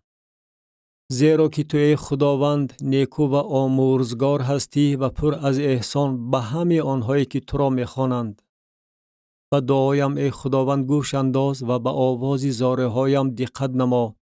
در روز تنگی خود تو را خواهم خواند، زیرا که مرا اجابت خواهی کرد. مثل تو ای خداوند در میان خدایان نیست و اعمال مثل اعمال تو نیست. همه خلقهایی که آفریده آمده پیش تو ای خداوند سجده خواهند کرد و اسم تو را جلال خواهند داد. زیرا که تو بزرگ هستی و کارهای عجایب میکنی. تو ای خدا تنها خودت. طریق خود را ای خداوند به من تعلیم ده تا که در راستی تو رفتار نمایم. دلم را یکتا گردان تا که فقط از ترس اسم تو پر باشد. تو را ای خداوند خدای من با تمام دلم حمد خواهم گفت و اسم تو را تا ابد جلال خواهم داد. زیرا که احسان تو به من بزرگ است و جانم را از اسفل و سافلین خلاصی داده ای. خدایا، بدقصدان بر من قیام کردند و توده ستمگران قصد جانم دارند و تو را پیش نظر خود نمی آورند. ولیکن تو ای خداوند خدای رحیم و بخشنده، صابر و پر از احسان و راستی. به من لطف و مرحمت نما. قوت خود را به بنده‌ات ببخش و پسر کنیز خود را نجات ده. و من علامت نیکویی ظاهر نما تا که بدخواهانم دیده خجل شوند. زیرا که تو ای خداوند به من یاوری نموده ای و مرا تسلی داده ای. کتاب زبور ترانه 86. ستایش شهر خدا. ترانه بنی قوره. سرود. بنیاد آن در کوههای مقدس می باشد. خداوند دروازه های سیان را زیاده از همه مسکنهای یعقوب دوست می دارد. سخنان ستایش در حق تو گفته می شود ای شهر خدا. سیلا. با عارفان خود رحب و بابل را ذکر خواهم کرد. اینک زمین فلیشتی و سور با حبش فلانی در آنجا تولد شده است، ولی در حق سیان گفته خواهد شد فلان آدم و فلان آدم در آن تولد شده است و خود حق تعالی آن را برپا کرده است. خداوند در دفتر قوم ها خواهد نوشت فلانی در آنجا تولد شده است. سیلا. و سرایندگان با رقاصان. همه چشمه هایم در توست. کتاب زبور ترانه 87. دعا درباره خلاصی دادن از مصیبت سخت. سرود. ترانه بنی قوره برای سردار مغنیان بر ساز محلت برای سراییدن. سرود تعلیمی هیمان ازراحی. خداوندا خدای نجات من، روزانه فریاد میکشم، شبانه پیش تو هستم. بگذار دعایم پیش تو برسد. گوش خود را سوی تضرع من خم نما. زیرا که جانم از مصیبت ها سیر گردیده است و حیاتم به گورستان نزدیک شده است. از فرو روندگان گور حساب شدم، مثل مردی گردیدم که مجال نداشته باشد. در میان مردگان انداخته شدم، مثل شهیدانی که در قبر خوابیدند، که آنها را دیگر یاد نخواهی کرد و آنها از دست تو دور افتادند. مرا در چاه تحت و تراب، در ظلمت‌ها، در قعرها گذاشته ای. خشم تو بر من قرار گرفته است و با همه طغیان‌های خود مرا پخش کرده ای. سیلا. شناسهایم را از من دور کرده ای، مرا در نظر آنها نفرت انگیز گردانده ای. مثل بندی هستم و نمی توانم بیرون آیم. چشمم از بسیاری مصیبت خسته شده است. تمام روز تو را ای خداوند خواندم، کفهایم را سوی تو دراز کردم. آیا برای مردگان کار عجایبی خواهی کرد؟ مگر مردگان برخاسته تو را حمد خواهند گفت؟ سیلا. آیا احسان تو در قبر ذکر خواهد یافت و راستی تو در دوزخ؟ مگر کارهای عجایبی تو در ظلمات دانسته خواهد شد و عدالت تو در کشوری فراموشی؟ ولیکن من سوی تو ای خداوند استغاثه می برم و صبح دم دعایم پیش تو می آید. چرا ای خداوند جانم را فراموش می کنی و روی خود را از من پنهان می داری؟ من ستمکش هستم و از خردسالی محکوم ممات شدم. بیمهای تو را از سر گذرانده مایوس گردیدم. غضبهای تو بر من گذشته است. دهشتهای تو کار مرا تمام کرده است. هر روز مثل آب دور مرا می گیرد. همش یک جای مرا احاطه می کند. یاران و دوستان را از من دور کرده ای. آشناهایم تاریکی است. کتاب زبور ترانه 88. سرود حمد و ثنا در شأن خدا برای مرحمت او. سرود تعلیمی ایتان ازراحی. به احسانهای خداوند تا ابد سرود خواهم خواند. صداقت تو را با دهان خود تا ابد و دهر بیان خواهم کرد. زیرا که می گویم احسان به صورت ابدی بینا یافته است. صداقت خود را در آسمان ها به مانند آنها برپا کرده ای. با برگزیده خود عهد بستم، به بنده خود داوود قسم خوردم. ذریات تو را تا ابد پایدار خواهم ساخت و تخت تو را تا ابد و دهر بینا خواهم کرد. سیلا. و آسمان ها کارهای عجایب تو را ای خداوند حمد خواهند گفت. صداقت تو را نیز در شورای مقدسان. زیرا کیست در فلک که به خداوند برابر باشد؟ کیست از فرزندان خدا که به خداوند مانند باشد؟ خدا در شورای بزرگ مقدسان ارجمند است و برای همه آنهایی که گرداگرد او هستند سهمگین است. خداوندا خدای لشکرها، کیست که مثل تو ای خداوند توانا باشد؟ و صداقت تو گرداگرد توست. تو بر غلیان بحر حکم فرما هستی. وقتی که موجهایش بلند شود تو آنها را ساکت میکنی. تو رهب را مثل شهید فرو نشانده ای. با بازوی پرزور خود دشمنانت را پراکنده کرده ای. آسمان از آن توست، زمین نیز از آن توست. دنیا را با هر چی در آن است تو بنیاد کرده ای. شمال و جنوب را تو آفریده ای. تابور و هرمون به اسم تو ترنم خواهند کرد. بازوی تو صاحب قدرت است. دست تو پرقوت است، یمین تو بالا. عدالت و انصاف اساس تخت توست. احسان و راستی پیشا پیش تو می روند. خوشا قومی که بانگ شادی را می دانند. خداوندا آنها در نور روی تو قدم گذار می شوند. به اسم تو تمام روز شادی می کنند و به عدالت تو سرفراز می گردند. زیرا که جلالت قوت آنها تو هستی و با توجه تو شاخ ما بلند خواهد شد. زیرا که سپر ما از آن خداوند است و پادشاه ما از آن قدوس اسرائیل. یک وقت به پارسای خود در رؤیا سخن رانده گفته ای: به زورآور مدد کردم، برگزیده قوم را بالا برداشتم. بنده خود داوود را کافته یافتم، با روغن مقدس خود او را تدهین کردم، که دست من متکای او خواهد بود. بازوی من نیز او را قوی خواهد کرد. دشمن او را فشار نخواهد داد و ناانصاف به او آسیب نخواهد رسانید. و عدویان او را پیش او شکست خواهم داد و بدخواهان او را احاطه خواهم کرد. و صداقت من و احسان من با اوست و شاخ او به اسم من بلند خواهد شد. و دست او را بر بحر خواهم گذاشت و یمین او را بر دریاها. او مرا خواهد خواند: تو پدر من هستی، ای خدای من و کوهپاره نجات من. من نیز او را نخوزاده خود خواهم گرداند، بلندتر از پادشاهان زمین. احسان خود را به او تا ابد نگاه خواهم داشت و عهد من با او با اعتماد خواهد بود. و ذریات او را تا ابد باقی خواهم گذاشت و تخت او را مثل روزهای آسمان.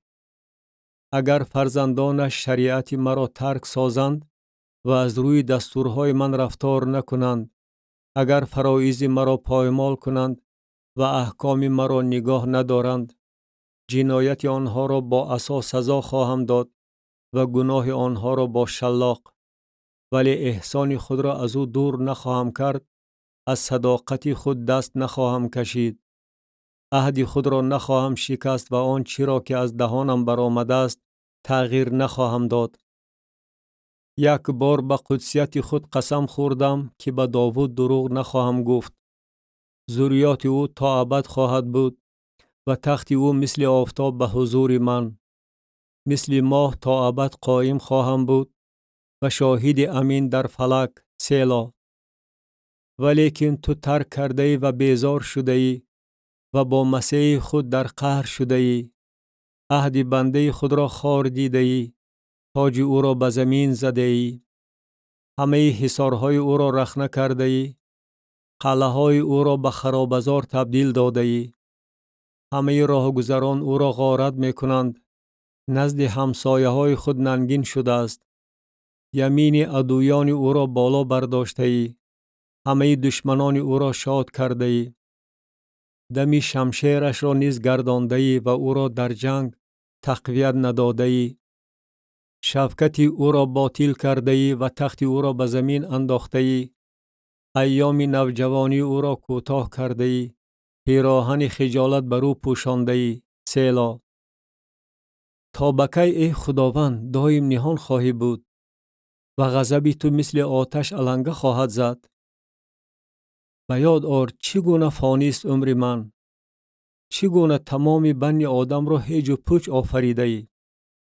کیست مردی که زندگی کرده ممات را نمی دیده باشد و جانش را از دست قبر خلاص می کرده باشد؟ سیلا. کجاست احسانهای پیشتری تو ای خداوند که به داوود با صداقت خود قسم خورده ای؟ خواری بندگان خود را ای خداوند به یاد آر که آن را از همه قومهای بسیار در سینه خود برداشته می گردم.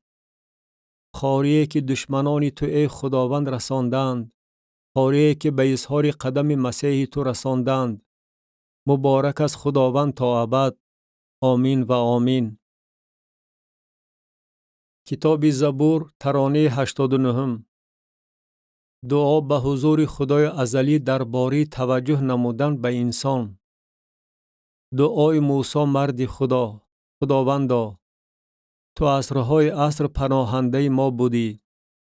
پیش از آن که کوه‌ها تولد یابد و زمین و دنیا ثمر آورند، از ازل تا ابد تو وجود داری ای خدا.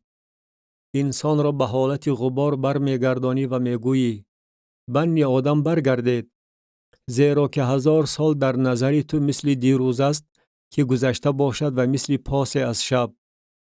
آنها را مثل سیلاب روان میکنی، مثل آن که در خواب باشند، مثل علفی که پگاهی می روید. پگاهی می سبزد و گل می کند، بیگاهی پژمرده و خشک می شود. زیرا که از غضب تو ادا می شویم و از خشم تو آشفته می گردیم. گناه های ما را در پیش نظر خود گذاشته ای، نهان ما را در نور روی خود.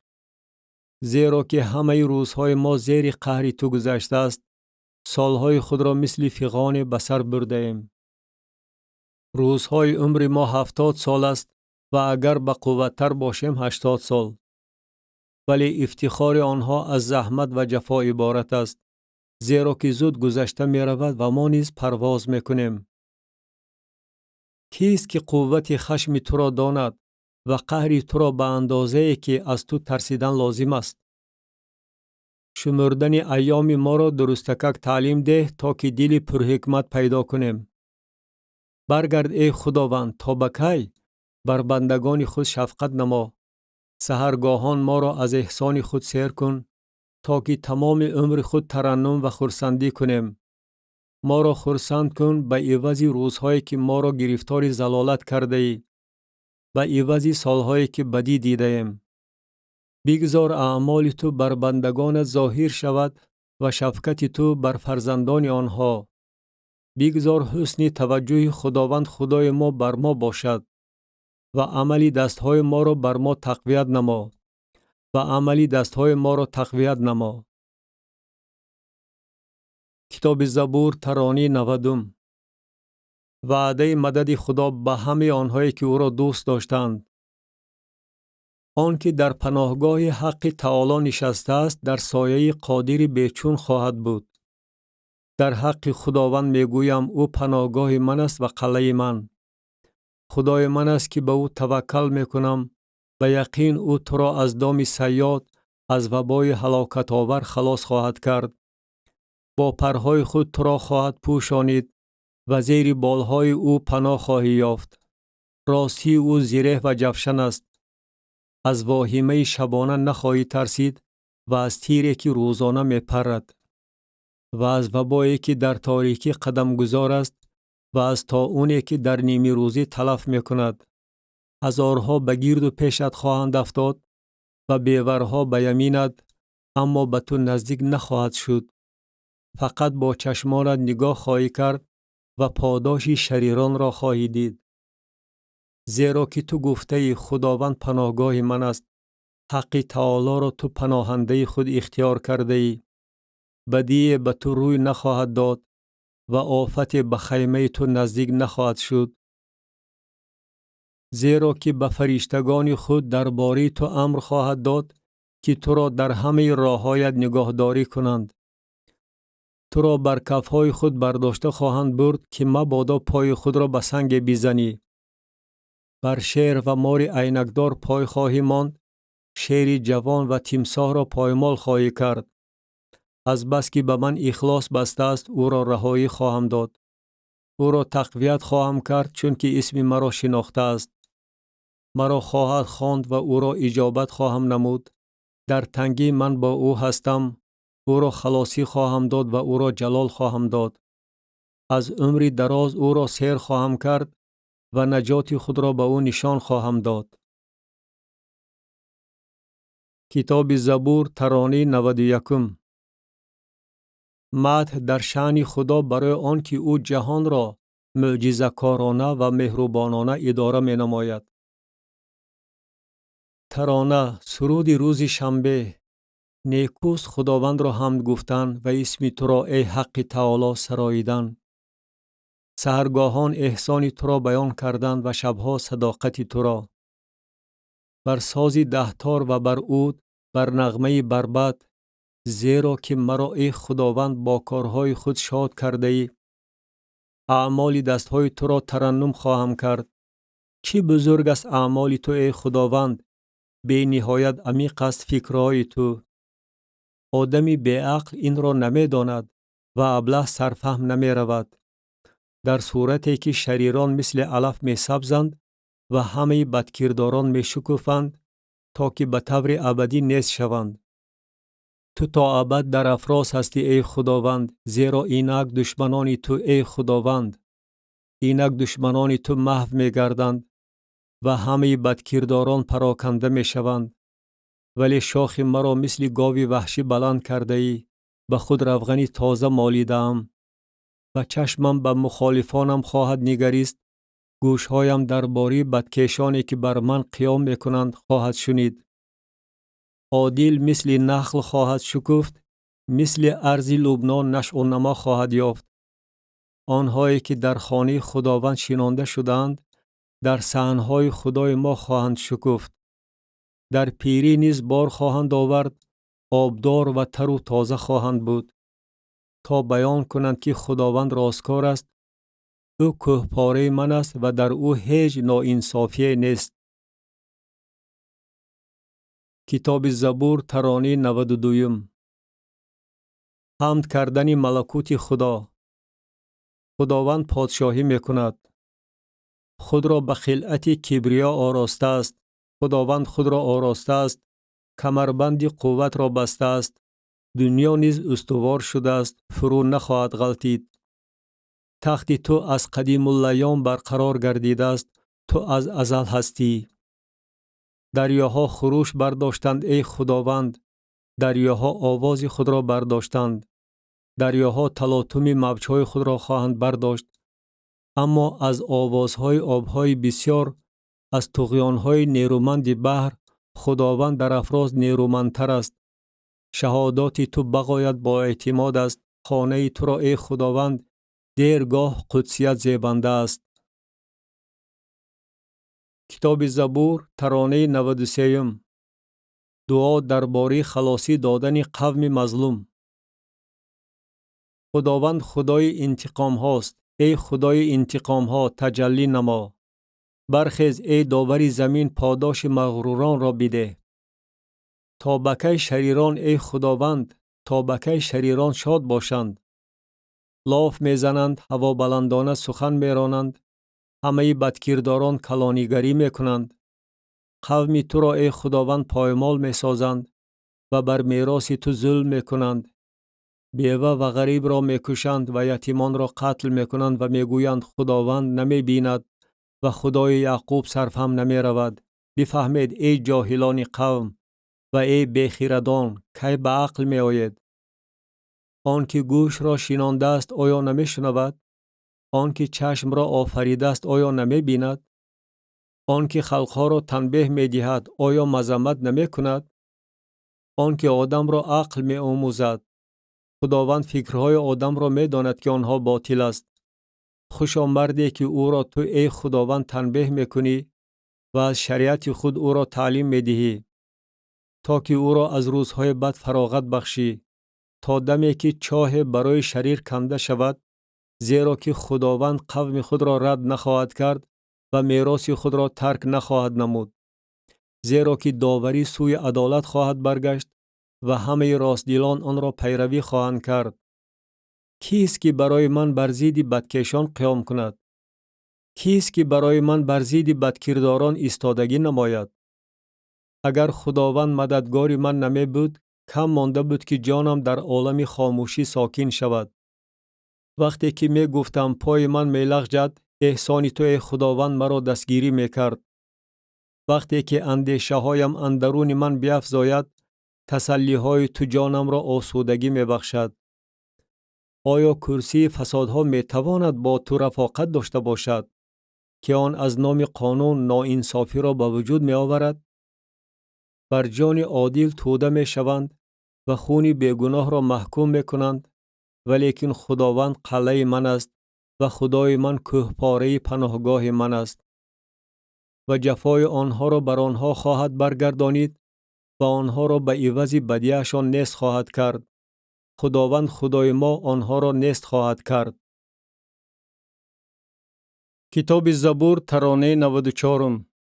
سرود حمد و ثنا در شأن خدا که آفریدگار و نجات دهنده می باشد.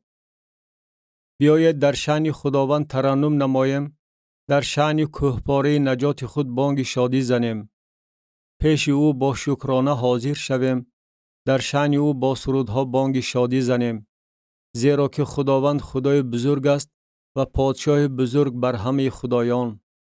عمقهای زمین در دست اوست و قله های کوه از آن اوست.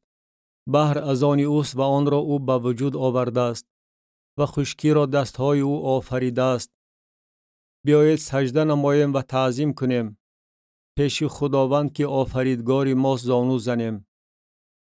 زیرا که او خدای ماست و ما قوم چراگاه او و گوسفندان زیر دست او هستیم. امروز اگر آواز او را بشنوید، دلهای خود را مثل زمان آشوب سخت نکنید، مثل روز آزمایش در بیابان که پدران شما مرا آزمودند، مرا امتحان کردند، اگرچه اعمال مرا دیده بودند. 40 سال بر این نسل در غضب شدم و گفتم قومی گمراه دل هستند و راه های مرا نفهمیدند. به طوری که من در غضب خود قسم خوردم که آنها به آرامی من داخل نخواهند شد. کتاب زبور ترانه 95. بشارت دادن خدا در میان خلقها. در شأن خداوند سرود نو بخوانید. در شأن خداوند سرود خوانید ای تمام اهل زمین. در شأن خداوند سرود گویید، اسم او را مبارک خوانید، نجات او را روز به روز بشارت دهید. جلال او را در میان خلقها بیان نمایید و کارهای عجایب او را در میان همه قومها. زیرا که خداوند بزرگ است و بی نهایت ممدوح و او سهمگین است بر همه خدایان. زیرا که همه خدایان قومها بت‌هایند، ولی خداوند آسمان را آفریده است. شکوه و شفقت به حضور اوست، قوت و جلالت در قدس اوست. خداوند را وصف گوید ای قبیله های قومها. در شأن خداوند وصف جلال و قوت را گوید. در شأن خداوند وصف جلال اسم او را گوید. هدیه بیارید و به صحنه های او بیایید. به خداوند در شفقت قدسیت سجده کنید. پیش او بلرزید ای تمام اهل زمین. به خلقها بگوید خداوند پادشاهی میکند. دنیا نیز استوار شده است، فرو نخواهد غلطید. او قومها را از روی انصاف داوری خواهد کرد. بگذار آسمان خرسندی کند و زمین به وجد آید. بحر و هرچی در آن است خروش بردارد. صحرا و هرچی در آن است شاد گردد و همه درختان جنگل ترنم کنند. پیش خداوند زیرا که می آید تا زمین را داوری نماید. او دنیا را از روی عدالت داوری خواهد کرد و قومها را از روی راستی خود. کتاب زبور ترانه 96. عادلان از جلال خداوند شاد می گردند. خداوند پادشاهی می کند، بگذار زمین به وجد آید و جزیره های بسیار خرسندی کنند. ابر و تیرگی گرداگرد اوست. عدالت و انصاف اساس تخت اوست. آتش پیشاپیش او روان است و عدویان او را گرداگرد می سوزاند. برقهای او دنیا را روشن می کند، زمین می بیند و می لرزد. کوهها از حضور خداوند مثل موم گداخته می شود از حضور خداوند تمام زمین. آسمانها عدالت او را بیان می کنند و همه قومها جلال او را می بینند. همه صنم پرستان که به بتها می بالند خجل می شوند و او سجده کنید ای همه خدایان. سیان شنید و خرسندی کرد و دختران یهودا شاد شدند به مناسبت داوری های تو ای خداوند. زیرا که تو ای خداوند بر تمام زمین بلند هستی، از همه خدایان بغایت بالاتری. ای دوستداران خداوند از بدی نفرت کنید. او جانهای پارسایان خود را نگاهداری می کند. آنها را از دست شریران خلاصی می دهد. نور برای عادلان می درخشد و شادی برای راستدلان. ای عادلان در خداوند شادی کنید و ذکر قدسیت او را حمد گویید. کتاب زبور ترانه 97. سرود در شأن خدا که داوری عادل تمام جهان می باشد. ترانه. در شأن خداوند سرودی نو بخوانید، زیرا که او کارهای عجایب کرد. یمینش و بازوی مقدسش او را مددگار شد. خداوند نجات خود را معلوم کرد. عدالت خود را پیش نظر خلقها ظاهر نمود. احسان خود و وفای خود را نسبت به خاندان اسرائیل به یاد آورد. تمام اقصای زمین نجات خدای ما را دیدند.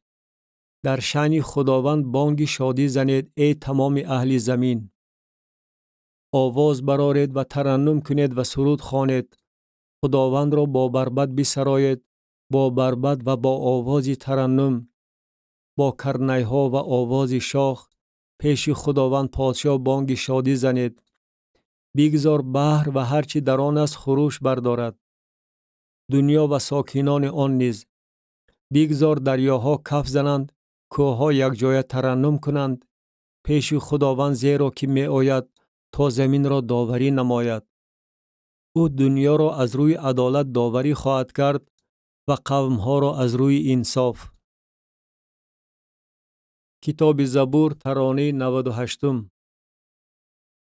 راستی در ملکوت خدا حکمران است. خداوند پادشاهی می کند. بگذار قومها به لرزه آیند. او بر کروبیان نشسته است. بگذار زمین متزلزل گردد. خداوند در سیان بزرگ است و او بر همه قومها بلند است. اسم تو را همه خواهند گفت ای بزرگوار و سهمگین. او قدوس است و قوت پادشاه انصاف را دوست می دارد. تو حقانیت را برقرار کرده ای، انصاف و عدالت را در یعقوب به عمل آورده ای. خداوند خدای ما را بالا بردار نمایید و به قدمگاه او سجده کنید. او قدوس است. موسی و هارون در میان کاهنان او بودند و سموئیل در میان خوانندگان اسم او. آنها سوی خداوند می خواندند و او آنها را اجابت می نمود.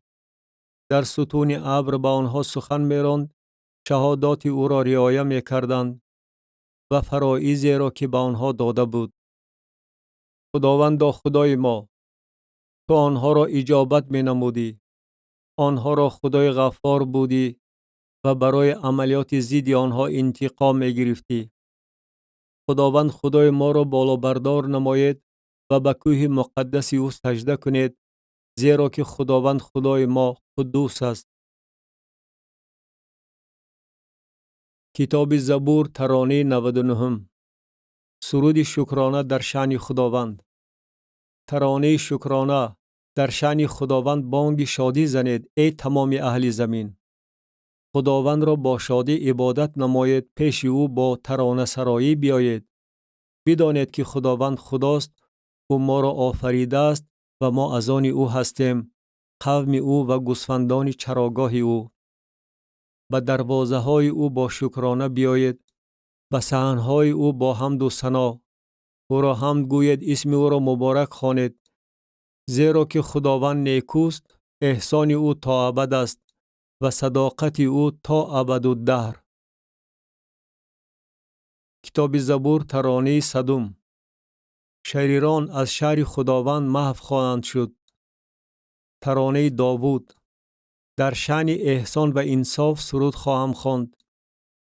تو را ای خداوند خواهم سرایید، به طریق کامل اعتبار خواهم داد. هنگامی که نزد من بیاید، اندرون خانه خود با راستی دل خود رفتار خواهم کرد. پیش نظر خود چیزی قبیح را نخواهم گذاشت. از عمل گمراهان نفرت دارم، به من نخواهد چسبید. دل کجرو از من دور خواهد شد، بدی را نخواهم دانست. کسی را که در نهان از یار خود غیبت می کند دفع خواهم کرد. شخصی را که چشمان هوا بلندانه و دل پرغرور دارد طاقت نخواهم کرد. چشمانم بر امینان زمین است تا که همنشین من شوند. کسی که با راه کامل روان باشد خدمت مرا خواهد کرد. اندرون خانه من مکار ساکن نخواهد شد. دروغگوی پیش نظر من نخواهد ایستاد. هر پگاهی همه شریران زمین را دفع خواهم کرد، تا که همه بدکرداران را از شهر خداوند محو نمایم.